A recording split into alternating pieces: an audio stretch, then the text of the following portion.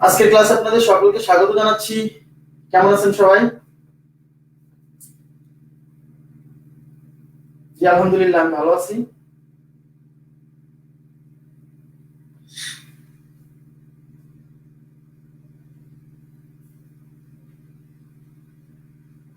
জি আলহামদুলিল্লাহ ভালো।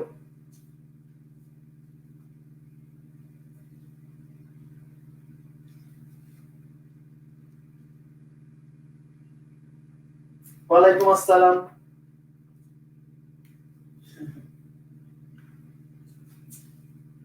আচ্ছা, আমি একটু সময় নিচ্ছি। হ্যাঁ, আজকে একটু সময় নিচ্ছি। আপনারা তো জানেন আমি সময় নেই। আর 2 মিনিট সময় নিব। সবাই জয়েন করতে দিচ্ছি সবাইকে। জাস্ট অনেকেই জয়েন করছেন।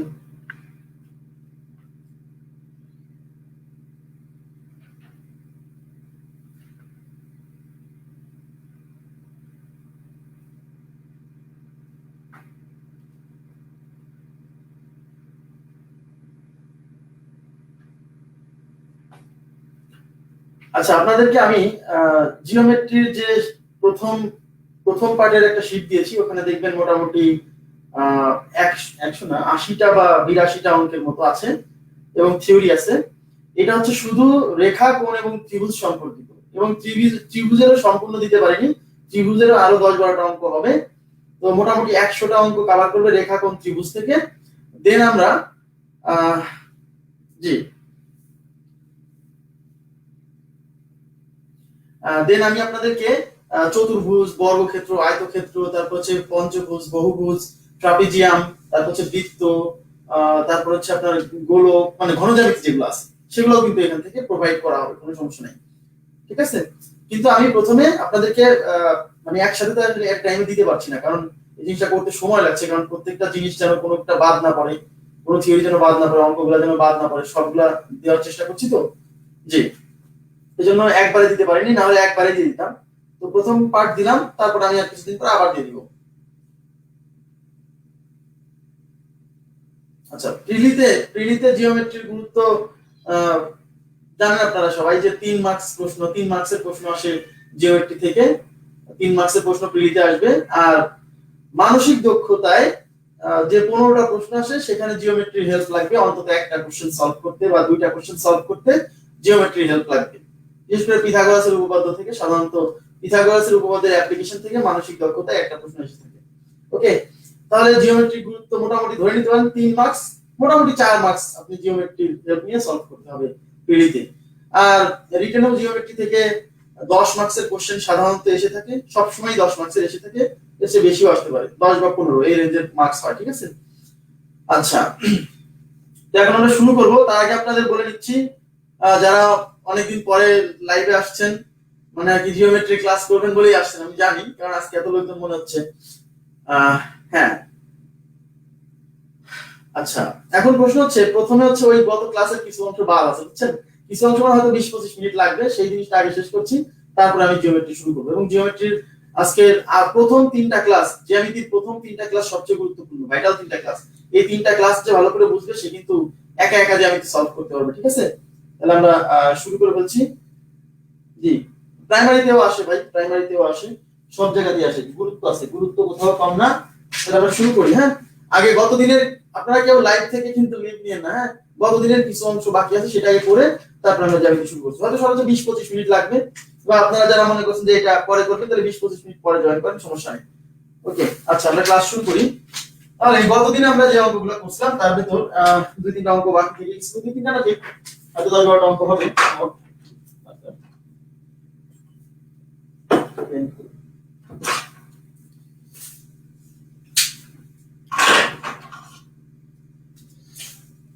আচ্ছা, তো একটা অঙ্ক হচ্ছে x plus 1/4x is equal two 3/2 হলে,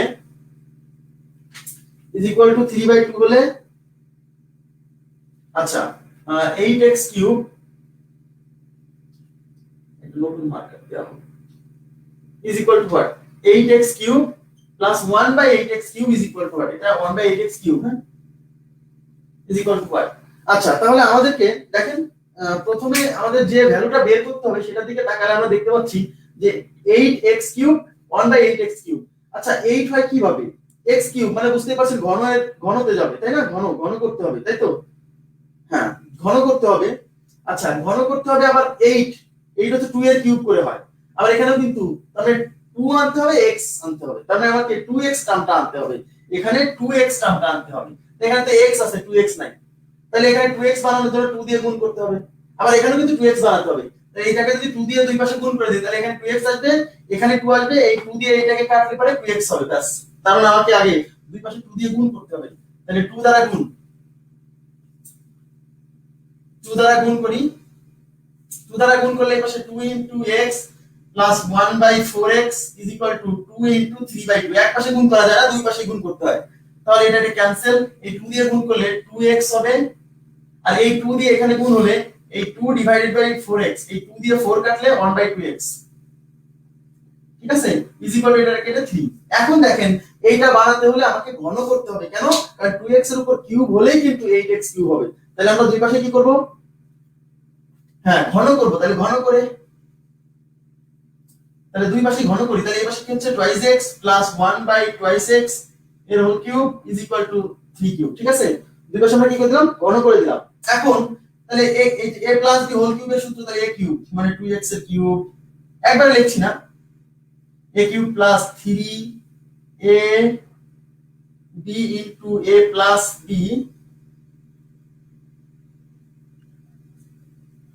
প্লাস b কিউব মানে 1/2x এর কিউব ইজ ইকুয়াল টু 3 এর কিউব কত 27, ব্যাস। এবার দেখেন এই 2x কিউব মানে 8x কিউব, আর এই 1/2x কিউব মানে হচ্ছে 1/8x কিউব, এই দুটাকে যেটা লাগবে আমরা সেটা এক পাশে নিয়ে আসলাম, এটাকে এই সামনে নিয়ে আসলাম, এই 2x 2x ক্যান্সেল, এটা 3, আর এই যে 2x 1/2x এইটার ভ্যালু আগেই বের হইছে দেখেন 3, মানে এই ভ্যালুটা আমরা এখানে বসাই দিব, তাহলে এই 2 এর পরিবর্তে 3 আর এই জায়গা আছে 3, তার মানে প্লাস 3 3, এই যে, আর এটাতে এই পাশে নিয়ে আসছি, তাহলে ওই পাশে কত 27 ইজ ইকুয়াল টু 27। এখন দেখেন এটা 8x cube plus 1/8x cube is equal two 27, এই 3 3 এ 9 এর সাথে বিয়োগ হবে, 27 মাইনাস 9, 27 থেকে 9 গেলে 18, তার মানে 8x কিউব প্লাস 1/8x কিউবের ভ্যালু হচ্ছে 18। ক্লিয়ার আছে বিষয়টা, আশা করি বুঝতে পারছেন। ওকে, তাহলে আগে আমি গত ক্লাসেও কিন্তু বুঝাইছি যে আমাকে কি বের করতে হবে, এটা দেখে আমরা ডিসিশন নিব যে এখানে কি ফাংশন করলে ওইরকম টার্ম চলে আসে। ওকে, আচ্ছা এবার নেক্সট কোশ্চেন দেখেন, বুঝে দিচ্ছি।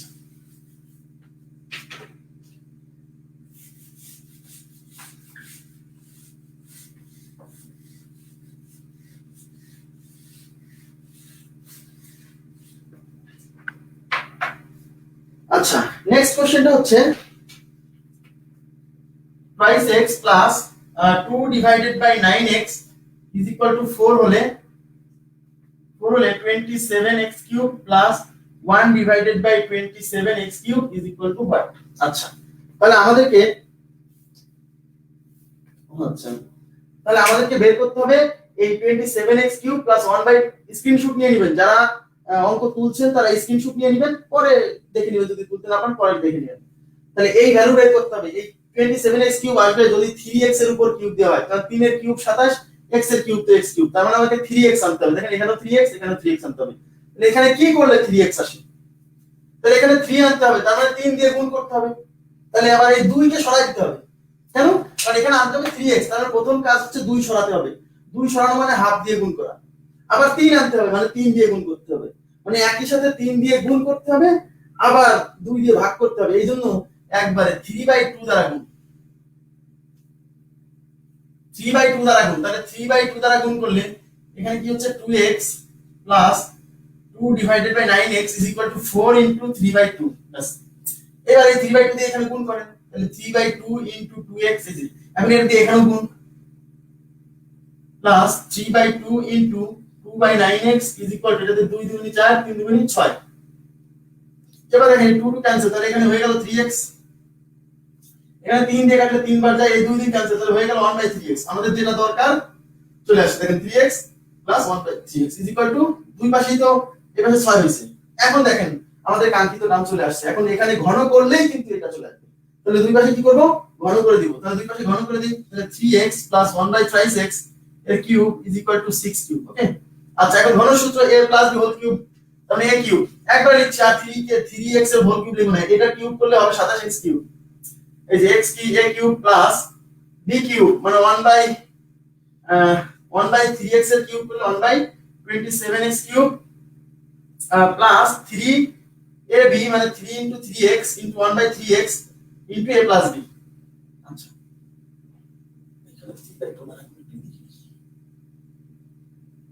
দ্বারা গুণ, ব্যাস। তাহলে এখানে কি থাকছে 3x plus 1/3x, দেখেন a cube plus b cube plus 3ab into a plus b, তো আচ্ছা এখন প্রশ্ন ওই পাশে কিন্তু আছে 6 এর কিউব, এই পাশে কিন্তু 6 এর কিউব মানে 216, দেখেন এই যে ইজ ইকুয়াল টু 6 এর কিউব, এটা হলো এইটা এইটুক সমান এইটা ইজ ইকুয়াল টু 216 6 এর কিউব।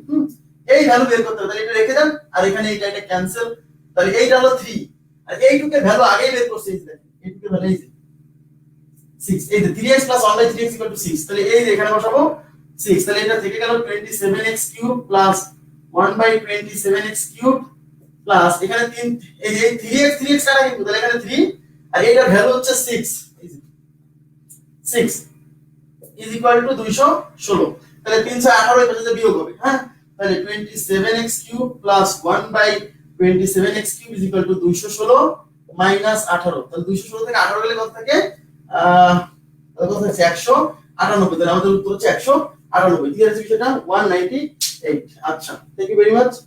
এবার একটু আপনাদেরকে মান নির্ণয় সম্পর্কিত কিছু প্রশ্ন আসতে পারে, আমি একটু দেখা দিচ্ছি। তার আগে আপনাদেরকে আমি একটা হোমওয়ার্ক দিই, আপনারা নিজেরা করবেন, একটু নিজেরা করবেন, না পারলে আমি ছবি তুলে আপলোড দিয়ে দিব, এটা মুছে দিচ্ছি।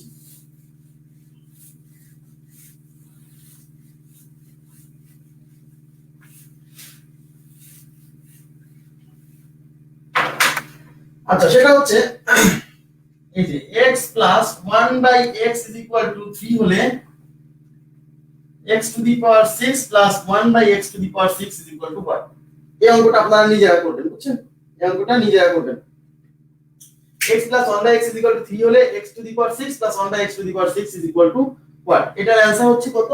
এটার অ্যানসার হচ্ছে 322, অ্যানসার 322, 322 নিজেরা একটু করবেন, ঠিক আছে। আচ্ছা আচ্ছা আর একটা অঙ্ক আমি একটু দিচ্ছি। আচ্ছা এখানে আছে হচ্ছে a cube minus b cube is equal two 513 এবং a minus b is equal to 3 হলে ab এর মান কত? ab এর মান কত? আচ্ছা তাহলে দেওয়া আছে দেখেন কি দেওয়া আছে a cube minus b cube 513, a minus b equal to 3, ab এর মান কত? তাহলে দেখেন আমাকে ab বের করতে হবে, তাহলে এই যে a কিউব মাইনাস b কিউবের যে এটা মান দেওয়া আছে, a কিউব মাইনাস b কিউবের সূত্র থেকে কি ab তে আসা যায় কিভাবে? a cube minus b cube মানে a মাইনাস b এর whole cube plus 3ab into a minus b, তাহলে মানে ওখান থেকে ab আসে, এখান থেকে আমাদের ab চলে আসবে, তাহলে এটাকে ভাঙলে কি হয় a মাইনাস b এর whole cube plus 28ab into a minus b, এটা সমান এটা লিখলাম ইজ ইকুয়াল টু কত 513। আমরা ab বের করব, তাহলে ab রেখে দেন আর বাকি মানগুলো বসায় বার করে দেন, ব্যাস।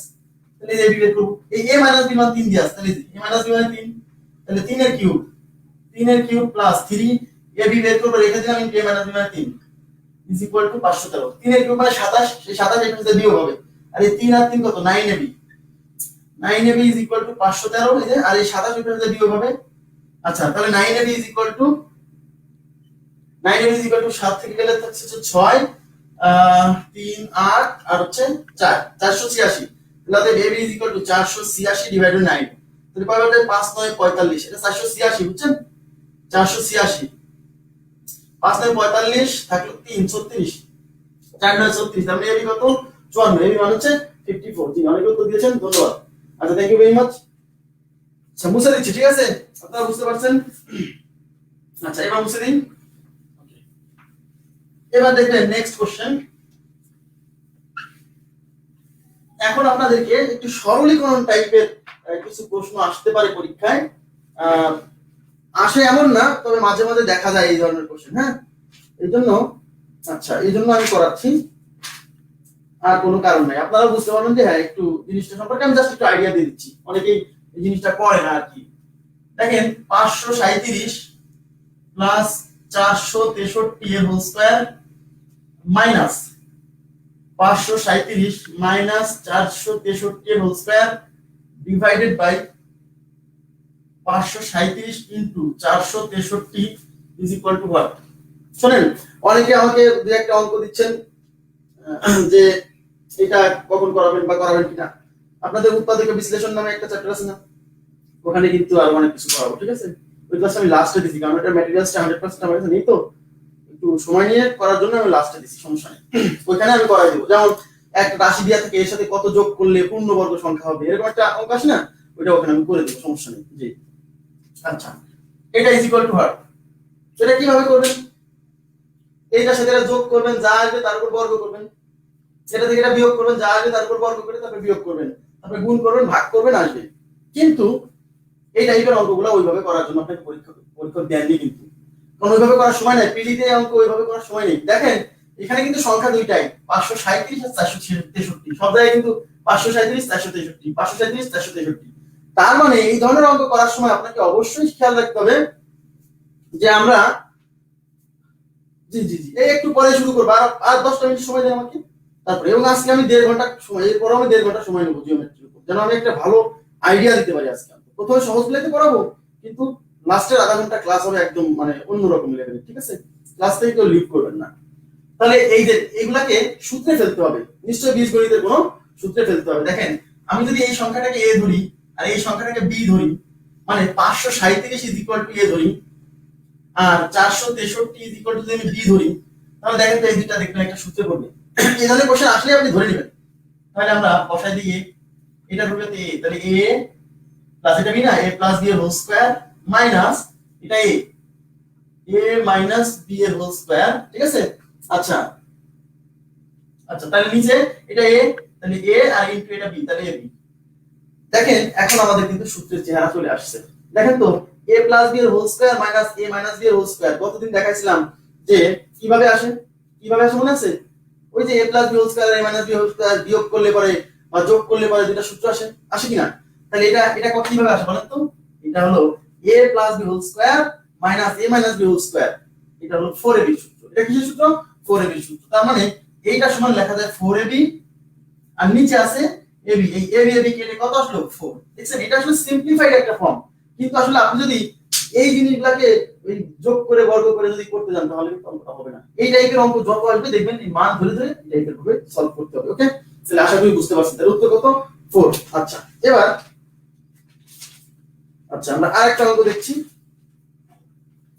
বুঝে দিচ্ছি। জি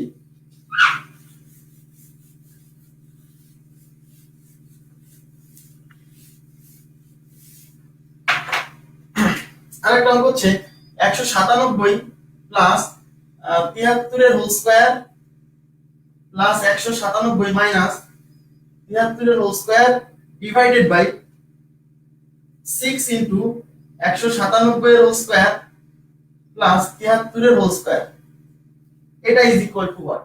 তো একই জিনিস, যখন এরকম দেয়া থাকে আমরা কি করব? এ বি ধরে নিব, এটাকে এ ধরবো এটাকে বি ধরবো, তাহলে 197 কে ধরি, 197 ইজ ইকুয়াল টু এ আর 73 is equal to B. Okay, তাহলে এখানে a প্লাস b এর হোল স্কয়ার, এই যে প্লাস a মাইনাস b এর হোল স্কয়ার, নিচে কি 6 কিন্তু এটা, হ্যাঁ 6 আর এটা কিন্তু a, 6 ইনটু এটা কিন্তু a স্কয়ার, এটা a স্কয়ার প্লাস এটা কি b না, তাহলে b স্কয়ার। এবার দেখেন তো a plus b whole square plus a minus b whole square, মনে আছে এই a plus b whole square আর a minus b whole square যোগ করে কি পাওয়া যায়? কি পাওয়া যায়? 2 into a square plus b square। মনে করে দেখেন 2 into a square plus b square is equal to a plus b whole square plus a minus b whole square, মনে আছে না? এখন প্রশ্ন হচ্ছে আমি এটা যদি আমি লিখি 2 into a square plus b square, নিচে আছে কি 6 into a square plus b square, এটা ক্যান্সেল, দেখছেন সব কেটে যাবে, লাস্টে যে একটা সিম্পল একটা ফর্ম হবে। হ্যাঁ তাহলে কত হচ্ছে 2/6, এটাকে আবার কাটা যায় কত 1/3, তাহলে উত্তর হচ্ছে 1/3। হ্যাঁ 1/3 উত্তর। আচ্ছা বোঝা গেছে বিষয়টা? তাহলে এই টাইপের কোশ্চেন আসলে আমরা এইভাবে সলভ করব, বুঝে দিচ্ছি। জি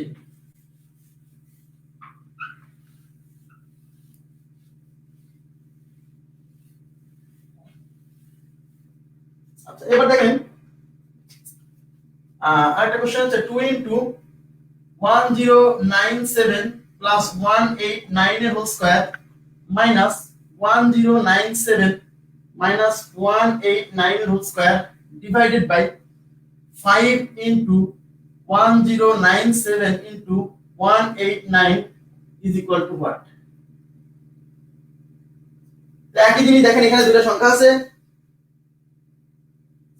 এই দুটো সংখ্যাকে আমরা কি করব, এটাকে a ধরবো, এটাকে b ধরবো, ধরে দেখবেন না লাস্টে একটা কি আসবে, সূত্র যা আসুক কাটাকাটি হয়ে নিশ্চিত একটা সিম্পলিফাইড ফর্ম আসবে। তাহলে এটা 2, এটাকে a ধরেন, 1097 কে a ধরেন, তাহলে a প্লাস এটাকে b ধরেন, 189 কে b ধরেন, হোল স্কয়ার মাইনাস এটাকে a ধরেন, মাইনাস এটাকে b ধরেন, এর হোল স্কয়ার, নিচে 5 ইনটু এটা a এটা b, তাহলে 5ab। আচ্ছা ঠিক আছে, তাহলে a plus b whole square minus a minus b whole square, এটা মানে 4ab।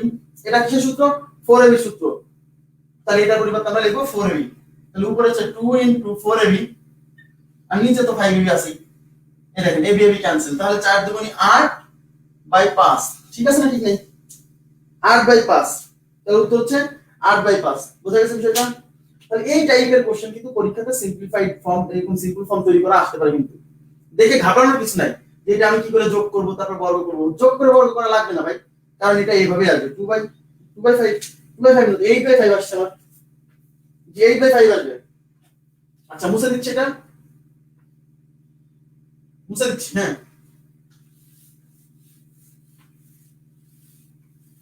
আচ্ছা, আর দুই তিনটা করাই আমি, তারপরে আমরা জিওমেট্রিতে চলে যাচ্ছি। জি আচ্ছা, এইবার হচ্ছে দেখেন 127 প্লাস 243 এর হোল কিউব ডিভাইডেড বাই 127 এর স্কয়ার মাইনাস 127 ইনটু 243 প্লাস 243 এর square is equal to what? ঠিক আছে। আচ্ছা এখন দেখেন এখানে দুটো সংখ্যা, একটা 27 আর একটা 243, এছাড়া কিছু নাই।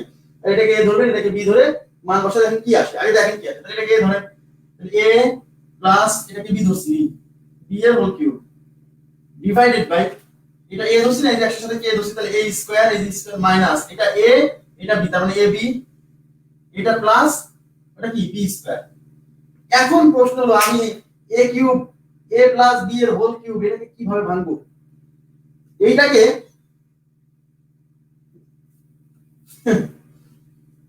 আচ্ছা a প্লাস b এর হোল কিউব, জি a প্লাস b এর হোল কিউব এটাকে কিভাবে ভাঙলে পরে এটা কাটে বা এটার সাথে এটা ম্যাচ করে। তো আমরা জানি a প্লাস b এর হোল কিউবের একটা উৎপাদকের ফর্মুলা আছে না, a plus b into a square minus ab plus b square. আমরা ওই সূত্রে যাব কেন? কারণ নিচে যেহেতু এই ফর্মটা আসছে, তাহলে এই ফর্মটা ভ্যানিশ করা যাবে উপরে যদি ভেঙে লিখি। মানে আমরা আসলে ম্যাচ করে দেখবো যে কি করলে সুবিধা হয়, কাটাকাটি যায়। তাহলে আমরা কি করব, এবার এটাকে আমরা, ঠিক আছে। আচ্ছা তাহলে এটা কি লিখবো, a plus b into a square minus ab plus b square, b square নিচে কি থাকলো, এই যে a square minus ab plus b square.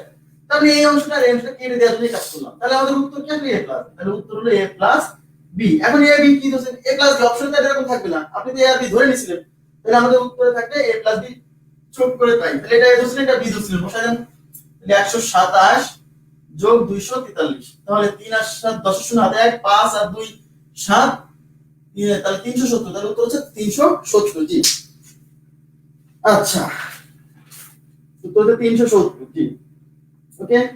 এবার আমরা আরেকটা অঙ্ক করব, এই আরেকটা অঙ্ক করে আমরা এই চ্যাপ্টার কি করব, ক্লোজ করব। তারপরে আমরা জিওমেট্রি শুরু করছি, অনেকে জয়েন করেছিলেন, ভয়ে চলে গেছে এই চ্যাপ্টার দেখে, তাদের আবার আসার কথা, দেখা যাক আসে কিনা, না আসলে পরে দেখে নিবে তারা, কোনো সমস্যা নেই। ওকে, a প্লাস b কিন্তু অপশনে থাকবে না, যে a প্লাস b দিবেন আপু, a প্লাস b অপশনে থাকবে না, কারণ a b তো ধরে নিয়েছিলাম, ওইগুলার মান আরো বসাই দিতে হবে। হ্যাঁ, যদি লাস্টে a b এগুলো থাকে তাহলে লাস্টেটা বসাই দিতে হবে।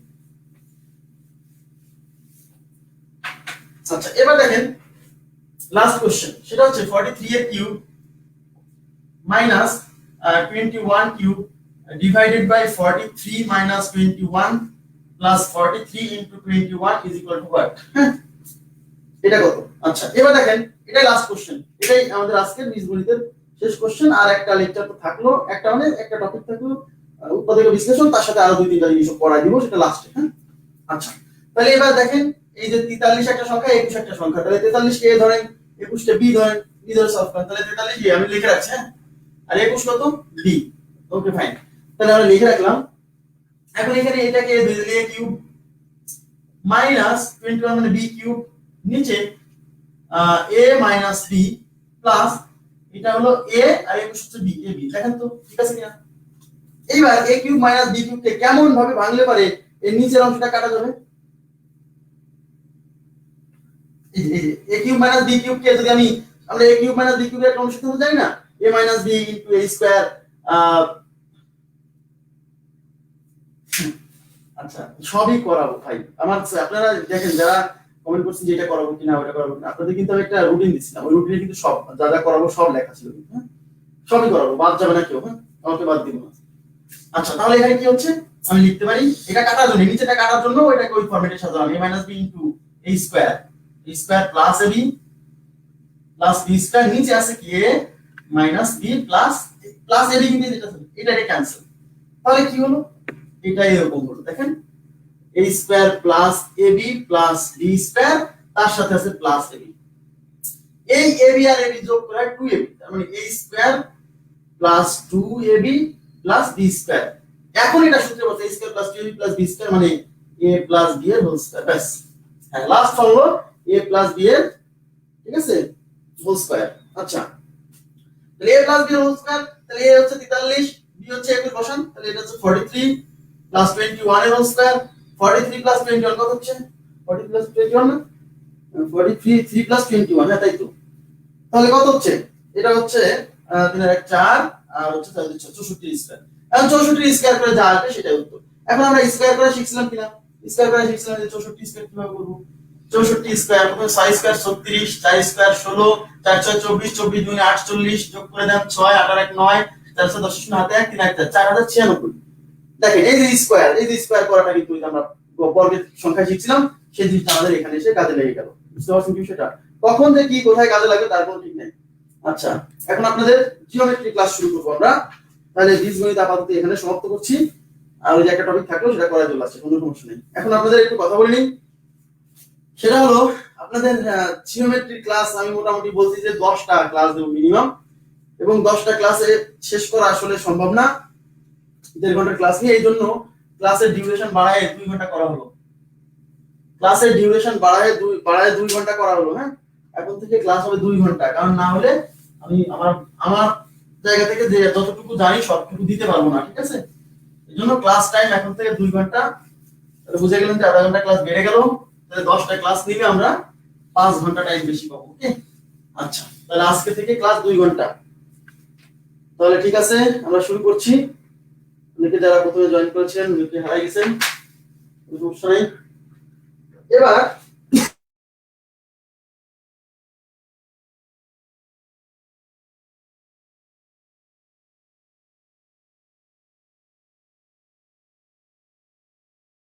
আমি যেটা বলবো সেটা স্ক্রিনে আসবে। হ্যাঁ হ্যাঁ হ্যাঁ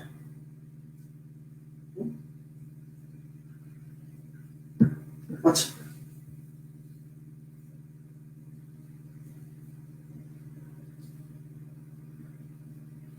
সেট বিন্যাস সময় সবই হবে বাদ হবে না, জিওমেট্রি শেষ করে সবগুলো একসাথে এক এক করে করাই দিব। আচ্ছা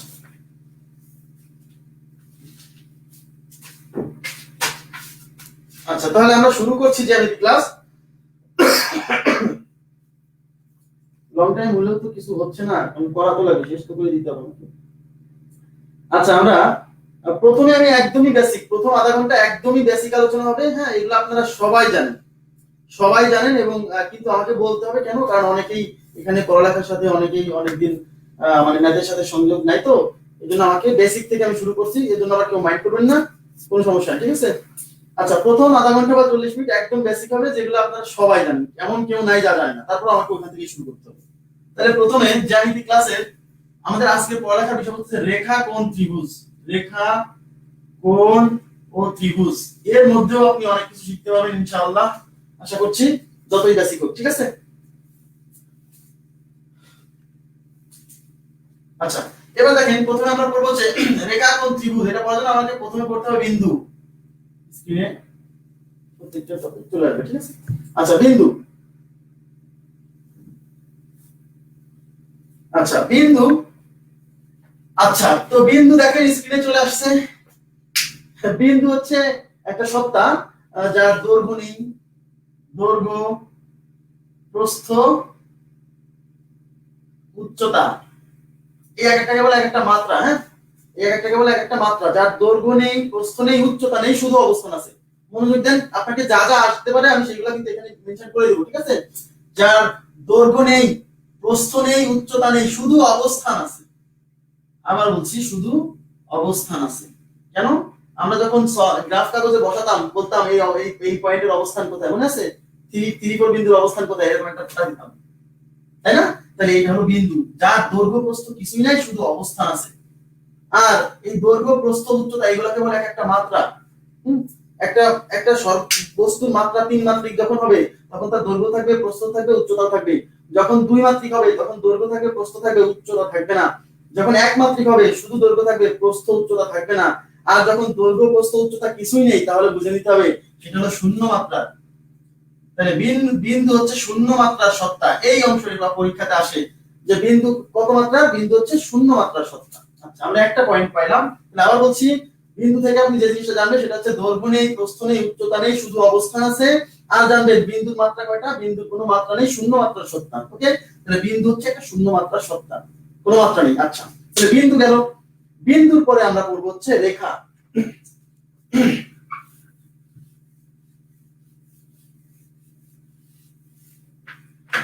আচ্ছা, আজকের ক্লাসের আমি একটু বলে নিই, আজকের ক্লাসে কিন্তু লাস্টের আধা ঘন্টা বা 40 মিনিট বা 45 মিনিট, মানে ক্লাসটার মূল অংশটা কিন্তু এটা। এখন আমি বেসিক আলোচনা করছি, লাস্টের 40 মিনিট ক্লাসটা খুব গুরুত্বপূর্ণ। হ্যাঁ, কেউ লিভ করেন না, দেখেই যাবেন। হ্যাঁ, তাহলে এটা হচ্ছে রেখা,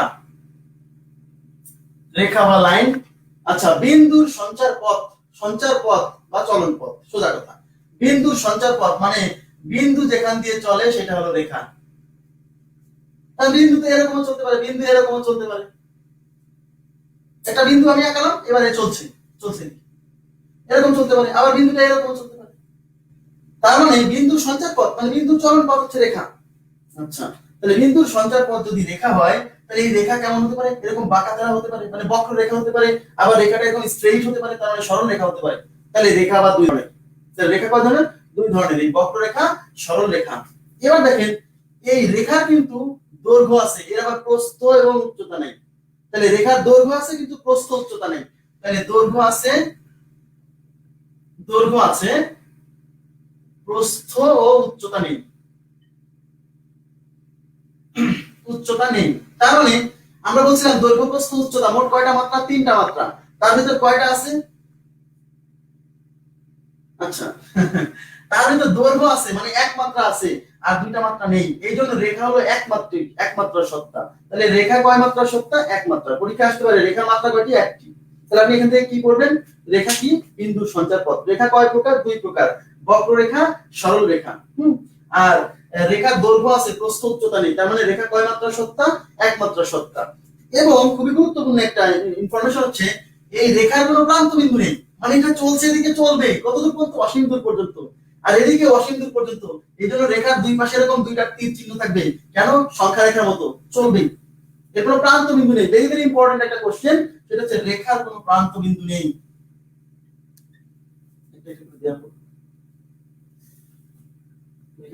সবকিছু আছে এখানে। এটা প্রয়োজন একটা মোবাইল নেওয়া,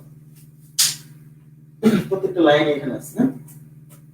আচ্ছা, রেখার কোনো প্রান্ত বিন্দু নেই, তার মানে রেখার দুই প্রান্তে এরকম কি থাকবে? তীর চিহ্ন থাকবে। এর থেকে বুঝে নিতে হবে রেখার কোনো কি প্রান্ত বিন্দু নেই। আচ্ছা, তাহলে রেখা সম্পর্কে আমরা ইনফরমেশন পেয়ে গেলাম। রেখার পরে আমরা যেটা পড়বো সেটা হলো রেখা শুধু দৈর্ঘ্য থাকে, প্রস্থ, উচ্চতা নেই, একমাত্রা সত্তা। আচ্ছা, এইবার 2 নাম্বার পয়েন্ট আছে, একটি বিন্দু হতে অন্য বিন্দু পর্যন্ত কেবলমাত্র একটি সরলরেখা আঁকা যায়। দেখেন, এই পয়েন্টগুলো আমি নোট আকারে দিয়ে দিছি, তারপর আমি জাস্ট বোঝাই দিচ্ছি যে একটা বিন্দু থেকে আরেকটা বিন্দু পর্যন্ত কেবল একটাই সরলরেখা আঁকা যাবে, একের অধিক আঁকা যাবে না। ধরেন এটা একটা বিন্দু, এটা আরেকটা বিন্দু, এই একটা বিন্দু থেকে এই বিন্দুতে একটাই সরলরেখা আঁকা যাবে। দেখেন, এই বিন্দু থেকে এই বিন্দু দিয়ে একটাই সরলরেখা গেল। এখন যদি বলেন যে এই বিন্দু থেকে ওই বিন্দু দিয়ে আরেকটা সরলরেখা যাবে, কখনোই পসিবল না। কেন? আপনি যদি এই বরাবর না দেন তাহলে এই বরাবর দিলে কিন্তু আর ওই বিন্দু দিয়ে যাবে না, এই বরাবর দেন ওই বিন্দু দিয়ে যাবে না। তাহলে এই বিন্দু থেকে ওই বিন্দু দিয়ে যেতে হলে এই বরাবরই যেতে হবে, তার মানে একটাই সরল রেখা আঁকা সম্ভব। তার মানে দুইটা বিন্দু দিয়ে একটা বিন্দু থেকে আরেকটা বিন্দুতে কয়টা সরল রেখা আঁকা সম্ভব? একটাই সরল রেখা আঁকা সম্ভব গেল। তারপরের পয়েন্টটা দেখেন, দুটি সরল রেখা কেবল একটি বিন্দুতে পরস্পরকে ছেদ করতে পারে। আচ্ছা, খুব গুরুত্বপূর্ণ পয়েন্ট। হ্যাঁ, দুটি সরল রেখা বক্ররেখা এক বিন্দুতে ছেদ করবে না, অনেক বিন্দুতে ছেদ করতে পারে। এখানে কি বলা হয়েছে? এখানে বলা হয়েছে সরল রেখা, একটি বিন্দু থেকে আরেকটা বিন্দুতে কেবল একটা সরল রেখা আঁকা সম্ভব। কোনো কমেন্ট আসছে?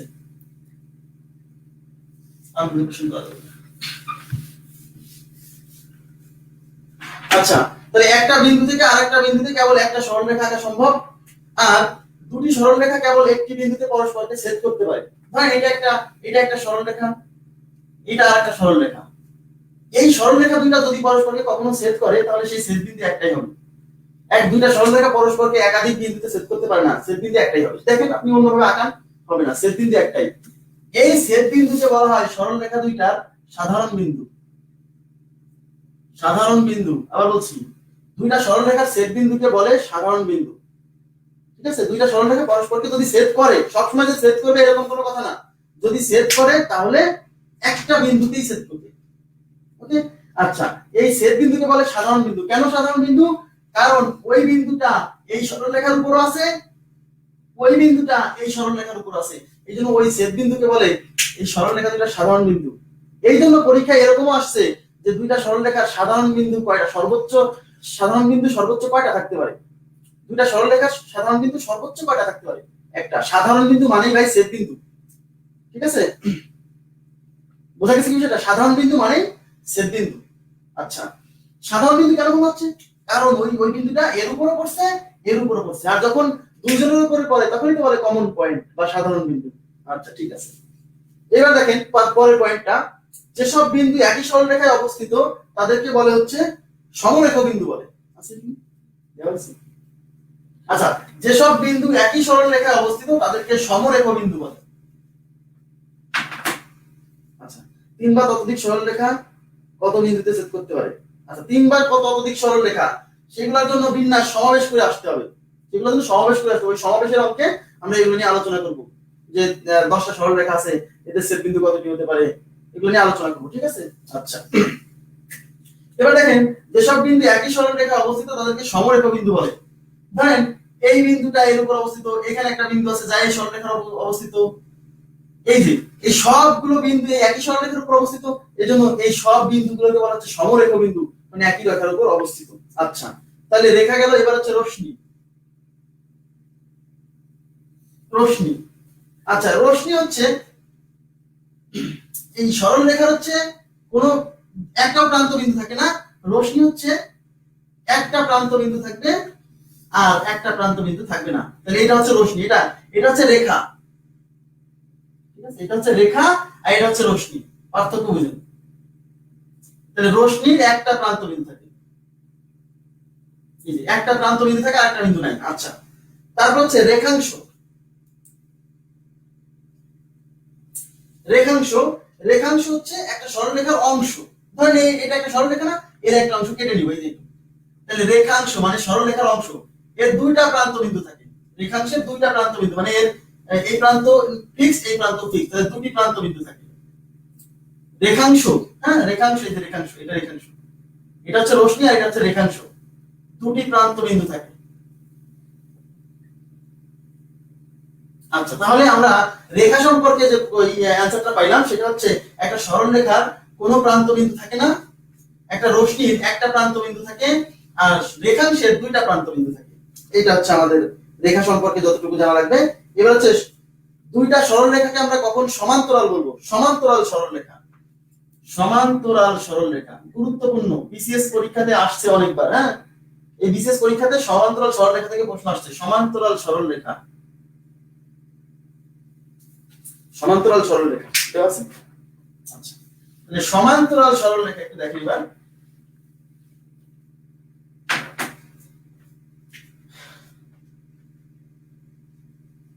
স্লোতে যাচ্ছি, মানে সবই লেখা আছে, নোট করা লাগবে না, কারণ আপনাদের সবই লিখে দিয়েছি আমি।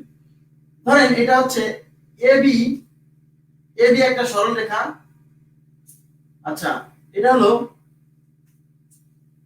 সিডি একটা সরল রেখা। দেখেন,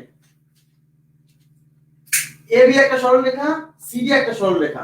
এখন এই রেখা দুইটা পরস্পর সমান্তরাল কিনা, মানে দুইটা সরল রেখাকে কখন আমরা সমান্তরাল বলবো সেটা জানতে হবে।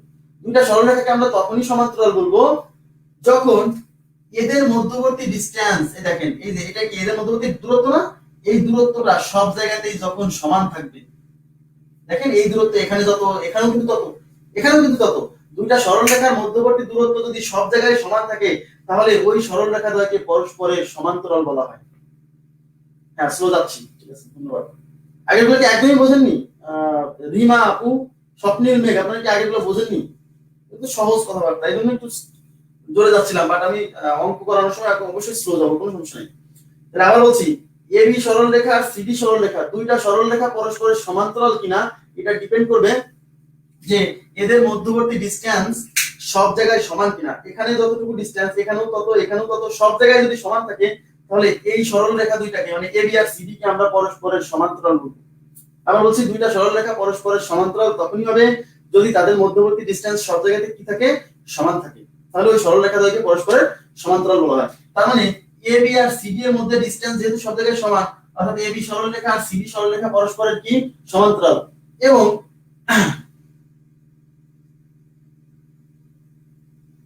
তোলা তো লাগবে না, আপনাদের তো নোট দিয়ে দিচ্ছি, পিডিএফ দিয়ে দিচ্ছি, তুলছেন কেন? তুললেও পরে তুলবেন ক্লাস শেষে। তাহলে এবি আর সিডি যদি সমান্তরাল হয় তাহলে এই এবি আর সিডি যে সমান্তরাল এটা দেখানোর জন্য এই যে মাঝখানে এরকম দুইটা দাগ দিবেন, বুঝছেন? এই যে দুইটা সরল রেখার মধ্যে যদি এরকম দুইটা সমান সমান দাগ থাকে, এরকম লম্বা লম্বি, ঠিক আছে, তাহলে এই সরল রেখা দুইটাকে বোঝায় পরস্পর সমান্তরাল। ওকে, তাহলে এই সরল রেখা আর এই সরল রেখা পরস্পর সমান্তরাল, এই যে এই চিহ্ন থাকে, তাহলে এবি আর সিডি পরস্পর সমান্তরাল। আচ্ছা, এই পরস্পর সমান্তরাল আরো একভাবে বলা যায়। আমরা একটু আগে দেখলাম দুইটা সরল রেখার সর্বোচ্চ ছেদ বিন্দু কয়টা, দুইটা সরল রেখা পরস্পরকে সর্বোচ্চ কয়টা বিন্দুতে ছেদ করতে পারে? সর্বোচ্চ একটা বিন্দুতে ছেদ করতে পারে।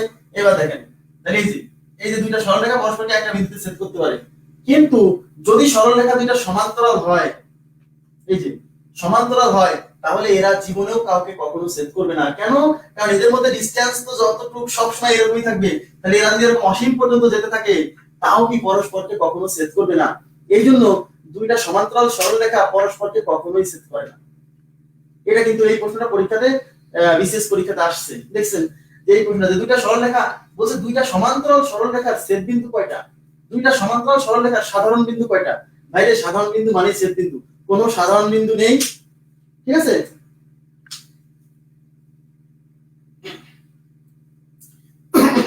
দুইটা সমান্তরাল সরল রেখা কোনো ছেদ বিন্দু হয় না, কোনো সাধারণ বিন্দু হয় না, ঠিক আছে? আচ্ছা, তাহলে আমি আবার বলছি, দুইটা সমান্তরাল সরল রেখা যদি অসীম পর্যন্ত তো যাবে, সরল রেখা মানে তো অসীম পর্যন্ত চলবে, কিন্তু এদেরকে কখনোই ছেদ করবে না পরস্পরকে। তাহলে দুইটা সমান্তরাল সরল রেখার কোনো ছেদ বিন্দু নেই। আর দুইটা সরল রেখা যদি সমান্তরাল না হয় তাহলে তারা কোথাও না কোথাও একবার ছেদ করবে। কেন?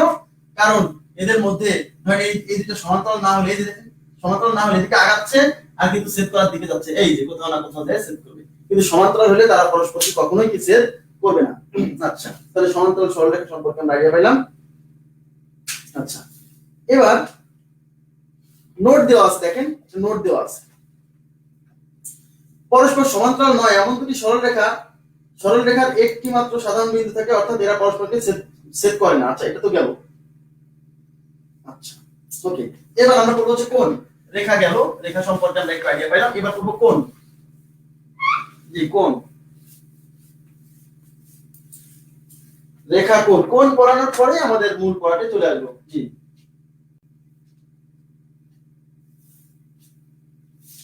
আচ্ছা, এটা হচ্ছে কোণ, অ্যাঙ্গেল। এখন প্রশ্ন হচ্ছে কোণ কাকে বলে? কোণ কাকে বলে বোঝার চেষ্টা করেন। এই কোণ কাকে বলে আমি অনেক মানুষকে জিজ্ঞাসা করছি, কিন্তু কেউ ভালোভাবে উত্তর দিতে পারেনি। যাকে জিজ্ঞাসা করছি বলছে কোণ কাকে বলে, বলছে এই যে দুইটা সরল রেখা কোথাও মিলিত হলে যে কোণ উৎপন্ন হয় তাকেই কোণ বলে। আরে ভাই, কোণের সংজ্ঞাই যখন দিবেন তখন যদি আপনি বলেন যে কোণ উৎপন্ন হয়, তাহলে হলো? বলেন হবে? তাহলে যে কোণ উৎপন্ন হয় তাকেই কোণ বলে, এই কথা বলা যাবে না। তাহলে কি বলতে হবে? নিশ্চয়ই কোনো ফর্মাল সংজ্ঞা আছে। আচ্ছা, সেই ফর্মাল সংজ্ঞাটা এখানে বইয়ে যেটা দেওয়া আছে সেটাও দেখাচ্ছি, বাট আমি যেভাবে পড়ি সেটাও দেখাচ্ছি, সমস্যা নেই। সেটা হলো সমতলে দুইটি রশ্মি কিন্তু রশ্মি, হ্যাঁ, দুইটি রশ্মির প্রান্ত বিন্দু যদি একই হয় তাহলে কোণ তৈরি হয়, এরকম লেখা আছে। দুইটা রশ্মি সমতলে, এই যে সমতল, এই সমতলে দুইটা রশ্মির প্রান্ত বিন্দু। আচ্ছা, তাহলে এইটা একটা রশ্মি, এটা একটা রশ্মি, এর প্রান্ত বিন্দু কোনটা? এটা কি প্রান্ত বিন্দু? মনোযোগ দেন প্লিজ। এটা কিন্তু প্রান্ত বিন্দু না। কেন প্রান্ত বিন্দু না? কারণ এটা প্রান্ত বিন্দু না এই জন্যই কারণ এই যে তীর চিহ্ন মানে এদিকে কোনো প্রান্ত নাই, আর রশ্মির প্রান্ত কয়টা? রশ্মির প্রান্ত হচ্ছে একটা। সেই প্রান্ত হলো এইটা, যেটা তীর চিহ্ন, ওইটা তীর চিহ্ন যেদিকে যাচ্ছে ওইদিকে কোনো প্রান্ত নাই, তীর চিহ্ন দ্বারা বোঝাচ্ছে এদিকে চলবে। তাহলে রশ্মির প্রান্ত কয়টা? একটা। তাহলে সেই প্রান্ত হচ্ছে এইটা। আচ্ছা, আর একটা রশ্মি আঁকালাম, এই যে আরেকটা রশ্মি। আচ্ছা, এই রশ্মির প্রান্ত কয়টা? এটা এই প্রান্ত না, কিন্তু এটা কিন্তু প্রান্ত নাই, কারণ এদিকে চলছে। তাহলে এই রশ্মির প্রান্ত বিন্দু এটা। তাহলে দেখেন এই রশ্মির প্রান্ত বিন্দু যেখানে, এই রশ্মির প্রান্ত বিন্দু সেখানে। তাহলে কি হলো? দুইটা রশ্মি, এই যে সমতলে অবস্থিত যে দুইটা রশ্মি, তাদের প্রান্ত বিন্দু দুইটা একই বিন্দু না? ওরও যে প্রান্ত বিন্দু যেটা, ওরও প্রান্ত বিন্দু সেইটা। তাহলে বলছে সংজ্ঞা এরকম যে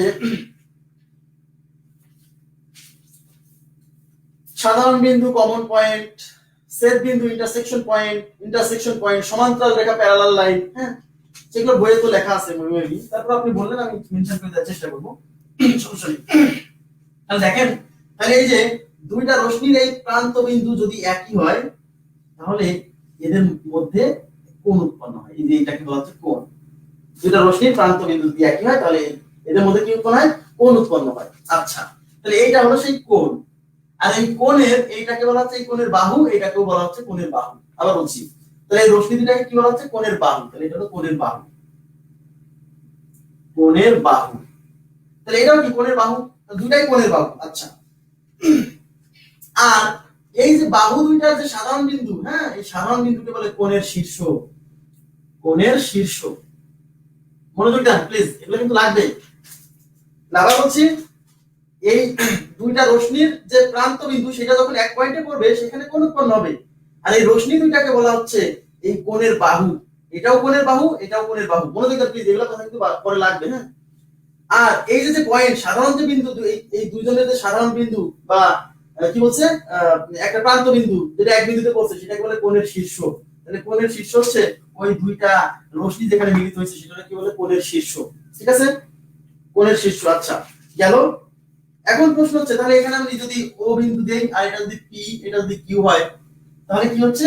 এই কোণের নাম হচ্ছে পি ও কিউ। মনোযোগ দেন, এটা অনেকে বুঝতে পারে না। এই কোণের নাম হচ্ছে কোণ পি ও কিউ। শুনেন, যেখানে কোণ থাকে সেই পয়েন্টটাকে মাঝখানে লিখতে হয়। তাহলে আমি যখন এটা হলো পি ও কিউ, আপনি যদি বলেন না এটা হলো Q O P, okay fine, কিন্তু এটা বলতে পারবেন না এটা হলো ও পি কিউ। যেখানে কোণটা উৎপন্ন হয়েছে বা শীর্ষবিন্দু সেটাকে মাঝখানে রাখতে হয়। ওকে, আচ্ছা, এখন এই যে অ্যাঙ্গেল বা কোণ, এই কোণের একটা ফর্মাল সংজ্ঞা আছে। সেই ফর্মাল সংজ্ঞাটা হচ্ছে, দেখেন ওখানে আমি লিখে দিছি। এই কোণের ফর্মাল সংজ্ঞা হচ্ছে the rotation of a straight line with respect to another straight line is called the angle between them. সংজ্ঞাটা এরকম, আমি বাংলাটা বলছি বাট ইংলিশটা মানে বোঝাটা সহজ আমার কাছে মনে হয়। the rotation of a straight line with respect to another straight line is called the angle between them. মানে কি? ধরেন এটা একটা স্ট্রেট লাইন বা রশ্মি, the rotation of a straight line, তার মানে রোটেশন মানে ঘূর্ণন, তার মানে একটা সরলরেখার ঘূর্ণন, একটা রশ্মির ঘূর্ণন with respect to another straight line, মানে আরেকটা স্ট্রেট লাইনের সাপেক্ষে। তাহলে এই স্ট্রেট লাইনের সাপেক্ষে আরেকটা স্ট্রেট লাইনের ঘূর্ণন, তাহলে ঘূর্ণনটা এদিকে হতে পারে, এদিকে হতে পারে, সমস্যা নাই। তাহলে এদিকে যদি ঘোরে, এই যে এই রেখাটার ঘূর্ণন, এই রেখার সাপেক্ষে এই রেখার ঘূর্ণন কতটুকু ঘূর্ণন? এইটুকু। আর এটাকে বলে কোণ। আর কোণকে থিটা দ্বারা প্রকাশ করা হয়, বুঝছেন? এভাবে আপনি বলতে পারেন the rotation of a straight line with respect to another straight line. Rotation মানে ঘূর্ণন, এই যে এরকম ছিল এরকম ঘুরে গেল, কতটুকু ঘুরলো? এই যে এতটুকু ঘুরলো। আচ্ছা, এভাবে বলতে পারেন, বাট এটা কিন্তু লাগবে না, আমি জাস্ট বোঝানোর জন্য বললাম। ঠিক আছে, অ্যাঙ্গেল গেল। এবার বিভিন্ন ধরনের কোণ, ঠিক আছে, অনেক ধরনের কোণ আছে, আমরা সেই কোণ এক এক করে পড়বো। সবাই মনোযোগ দিন। প্রথমে আমরা পড়বো হচ্ছে সন্নিহিত কোণ। আচ্ছা, সন্নিহিত কোণ কি? সন্নিহিত কোণ সমতলে অবস্থিত দুইটা কোণের, ধরেন সন্নিহিত কোণ দেওয়া হোক। তাহলে দেখেন মনোযোগ দিয়ে প্লিজ।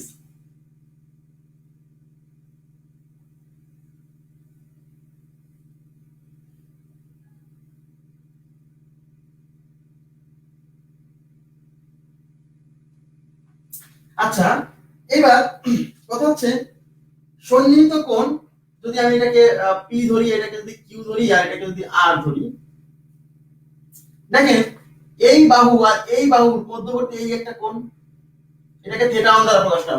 শুনেন, কোণকে থিটা দ্বারা প্রকাশ করে, এই জন্য আমি এই কোণটাকে থিটা 1 দিছি। আচ্ছা, এই বাহু আর এই বাহুর এই মধ্যবর্তী কোণ, এটা থিটা 2 দ্বারা প্রকাশ করলাম। টান এখানে দিছি, টান এখানে দিছি, এরকম কোনো ব্যাপার না। এখানে টান দিলেও যে কয় ডিগ্রি বোঝায়, এখানেও তাই বোঝায়, কোনো সমস্যা নেই। এখন বলেন এই থিটা 1 কোণ আর থিটা 2 কোণ, এরা দুজনকে বলছে আমরা পরস্পর সন্নিহিত কোণ। সন্নিহিত কোণের শর্ত কি?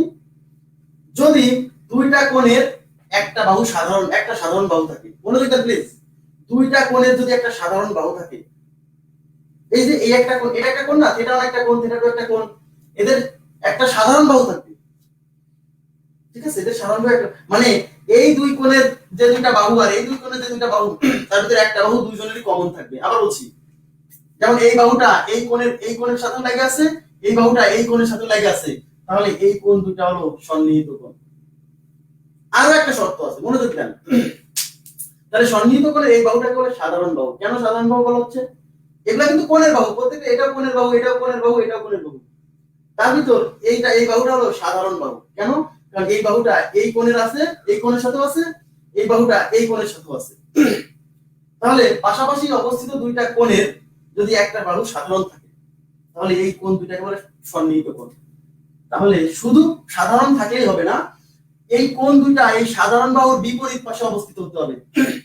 মানে একটা যদি এই কোণের এই পাশে অবস্থিত হয়, এই বাহুর এই পাশে অবস্থিত হয়, আর একটা এই বাহুর এই পাশে অবস্থিত হবে, তাহলে সন্নিহিত কোণ হবে, না হলে হবে না। তাহলে আবার বলছি, তাহলে এখানে এই যে থিটা 1, মানে থিটা 1 কোণটা কি? আর ও কিউ, মানে আর ও কিউ, আর এই যে এটা কি? পি ও আর, তাহলে পি ও আর, এই কোণ দুইটা কি? সন্নিহিত কোণ। আর কোণের চিহ্ন যে এরকম, কোণকে এরকম দ্বারা প্রকাশ পায়, এই যে এরকম দ্বারা প্রকাশ পায় সন্নিহিত। তাহলে সন্নিহিত কোণের শর্ত কি? যে দুইটা কোণেরই একটা বাহু একটা সাধারণ বাহু থাকবে, মানে এমন একটা বাহু যা দুইটা কোণের সাথে লেগে থাকবে, এবং কোণ দুইটা উৎপন্ন হবে এই সাধারণ বাহুর দুই বিপরীত পাশে, একটা এই পাশে একটা এই পাশে, তাহলে সন্নিহিত কোণ। না হলে কিন্তু হবে না। যেমন অনেকে ভুল করে ফেলবে, দেখেন এরকম দিলাম আমি, এটা একটা কোণ, আবার এটা একটা কোণ, আবার এইটা একটা কোণ। দেখেন তো, এই কোণটা হচ্ছে থিটা 1 আর এই কোণটা হলো থিটা 2। এই পুরো কোণটা, এটা নাকি এটুক না, কিন্তু এই পুরো কোণটা থিটা 2। হ্যাঁ, তাহলে এবার বলেন এই যে থিটা 1 যে কোণ, এই থিটা 1 কোণের বাহু কি? এই একটা বাহু, এই একটা বাহু একই সাথে লাগে আছে, কিন্তু কিন্তু এরা কিন্তু থিটা কিন্তু সন্নিহিত না, বুঝছেন? কারণ এই থিটা 1 কোণের বাহু হলো এই একটা এই একটা, আর এই থিটা 2 কোণের বাহু হলো এই যে এই একটা এই একটা। তার মানে কিন্তু এই কোণের সাথে এই বাহু লেগে আছে, আবার এই কোণের সাথে এই বাহু লেগে আছে, কিন্তু শর্ত কি? তার মানে এটা কি সাধারণ বাহু না? কারণ এই বাহুটা এই কোণের সাথে আছে, এই বাহুটা এই কোণের সাথে আছে, তার মানে এটা সাধারণ বাহু। তাহলে এরা সন্নিহিত না। কেন সন্নিহিত না? কারণ সন্নিহিত হতে হলে এই দুই কোণ থাকবে এই সাধারণ বাহুর দুই বিপরীত পাশে, কিন্তু এই সাধারণ বাহুর এক পাশে পড়ে গেছে, তাহলে এরা সন্নিহিত কোণ না, এরা সন্নিহিত কোণ। আপনারা কি এবার বিষয়টা বুঝতে পারছেন যে একসাথে লাগে থাকলেই সন্নিহিত কোণ? অনেকে মনে করে না, একসাথে লাগে থাকলে না, সাধারণ বাহুর এক পাশে থাকবে একটা আর এক পাশে আরেকটা, তাহলে সন্নিহিত কোণ হবে, না হলে হবে না। ওকে, গেল সন্নিহিত কোণ। এবার হচ্ছে সরল কোণ। তাহলে সন্নিহিত কোণের কনসেপ্ট কিসে বুঝে দিচ্ছি। এবার সরল কোণ,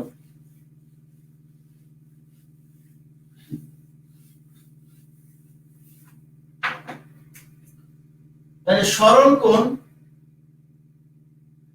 স্ট্রেইট অ্যাঙ্গেল। শুনুন, সরল কোণ হচ্ছে স্ট্রেইট অ্যাঙ্গেল, স্ট্রেইট অ্যাঙ্গেল, ঠিক আছে?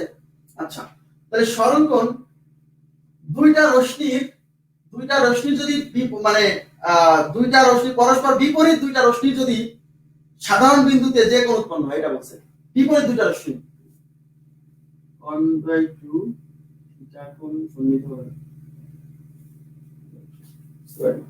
আচ্ছা, দেখেন এবার স্ট্রেইট অ্যাঙ্গেল মানে হচ্ছে সরল কোণ। সরল কোণ হচ্ছে দুইটা রশ্মি, এই একটা রশ্মি, এই একটা রশ্মি। তাহলে এই রশ্মি এদিকে গেছে, এই রশ্মি এদিকে গেছে, পরস্পরের বিপরীত দিকে না। তাহলে দুইটা রশ্মি যখন, দুইটা রশ্মি এই যে এখানে কিন্তু দেখেন এখানে একটা বিন্দু দিছি, তার মানে এই একটা রশ্মি যার প্রান্ত বিন্দু এটা আর এই রশ্মির প্রান্ত বিন্দু এটা, পরস্পর দুইটা বিপরীত রশ্মি। দেখেন এটা এদিকে, এটা এদিকে, এজন্য বলা হচ্ছে পরস্পর দুইটা বিপরীত রশ্মি যদি সাধারণ বিন্দুতে এক বিন্দুতে মিলিত হয়, সাধারণ বিন্দুটা যদি সরি কি যেটাকে বলা হচ্ছে প্রান্ত বিন্দু, এদিকে তো প্রান্ত বিন্দু নাই, এদিকেও কিন্তু প্রান্ত বিন্দু নাই, তাহলে এই রশ্মির এই একটা প্রান্ত বিন্দু, এই রশ্মির প্রান্ত বিন্দু, পরস্পর বিপরীত দুইটা রশ্মির প্রান্ত বিন্দু যেখানে মিলিত হয় সেখানে যে কোণ উৎপন্ন হয়, এই যে এই কোণটা, এটাকে বলা হচ্ছে সরল কোণ।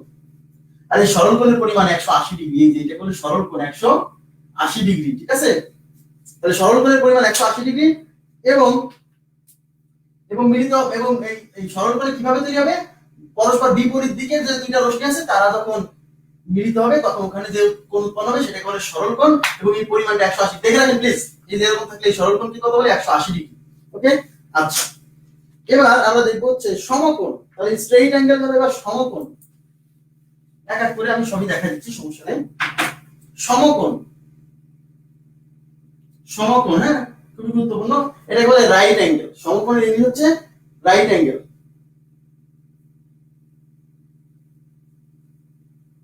আচ্ছা তাহলে সমকোণ হচ্ছে রাইট অ্যাঙ্গেল। আচ্ছা এখন সমকোণ কিভাবে বলবো দেখেন,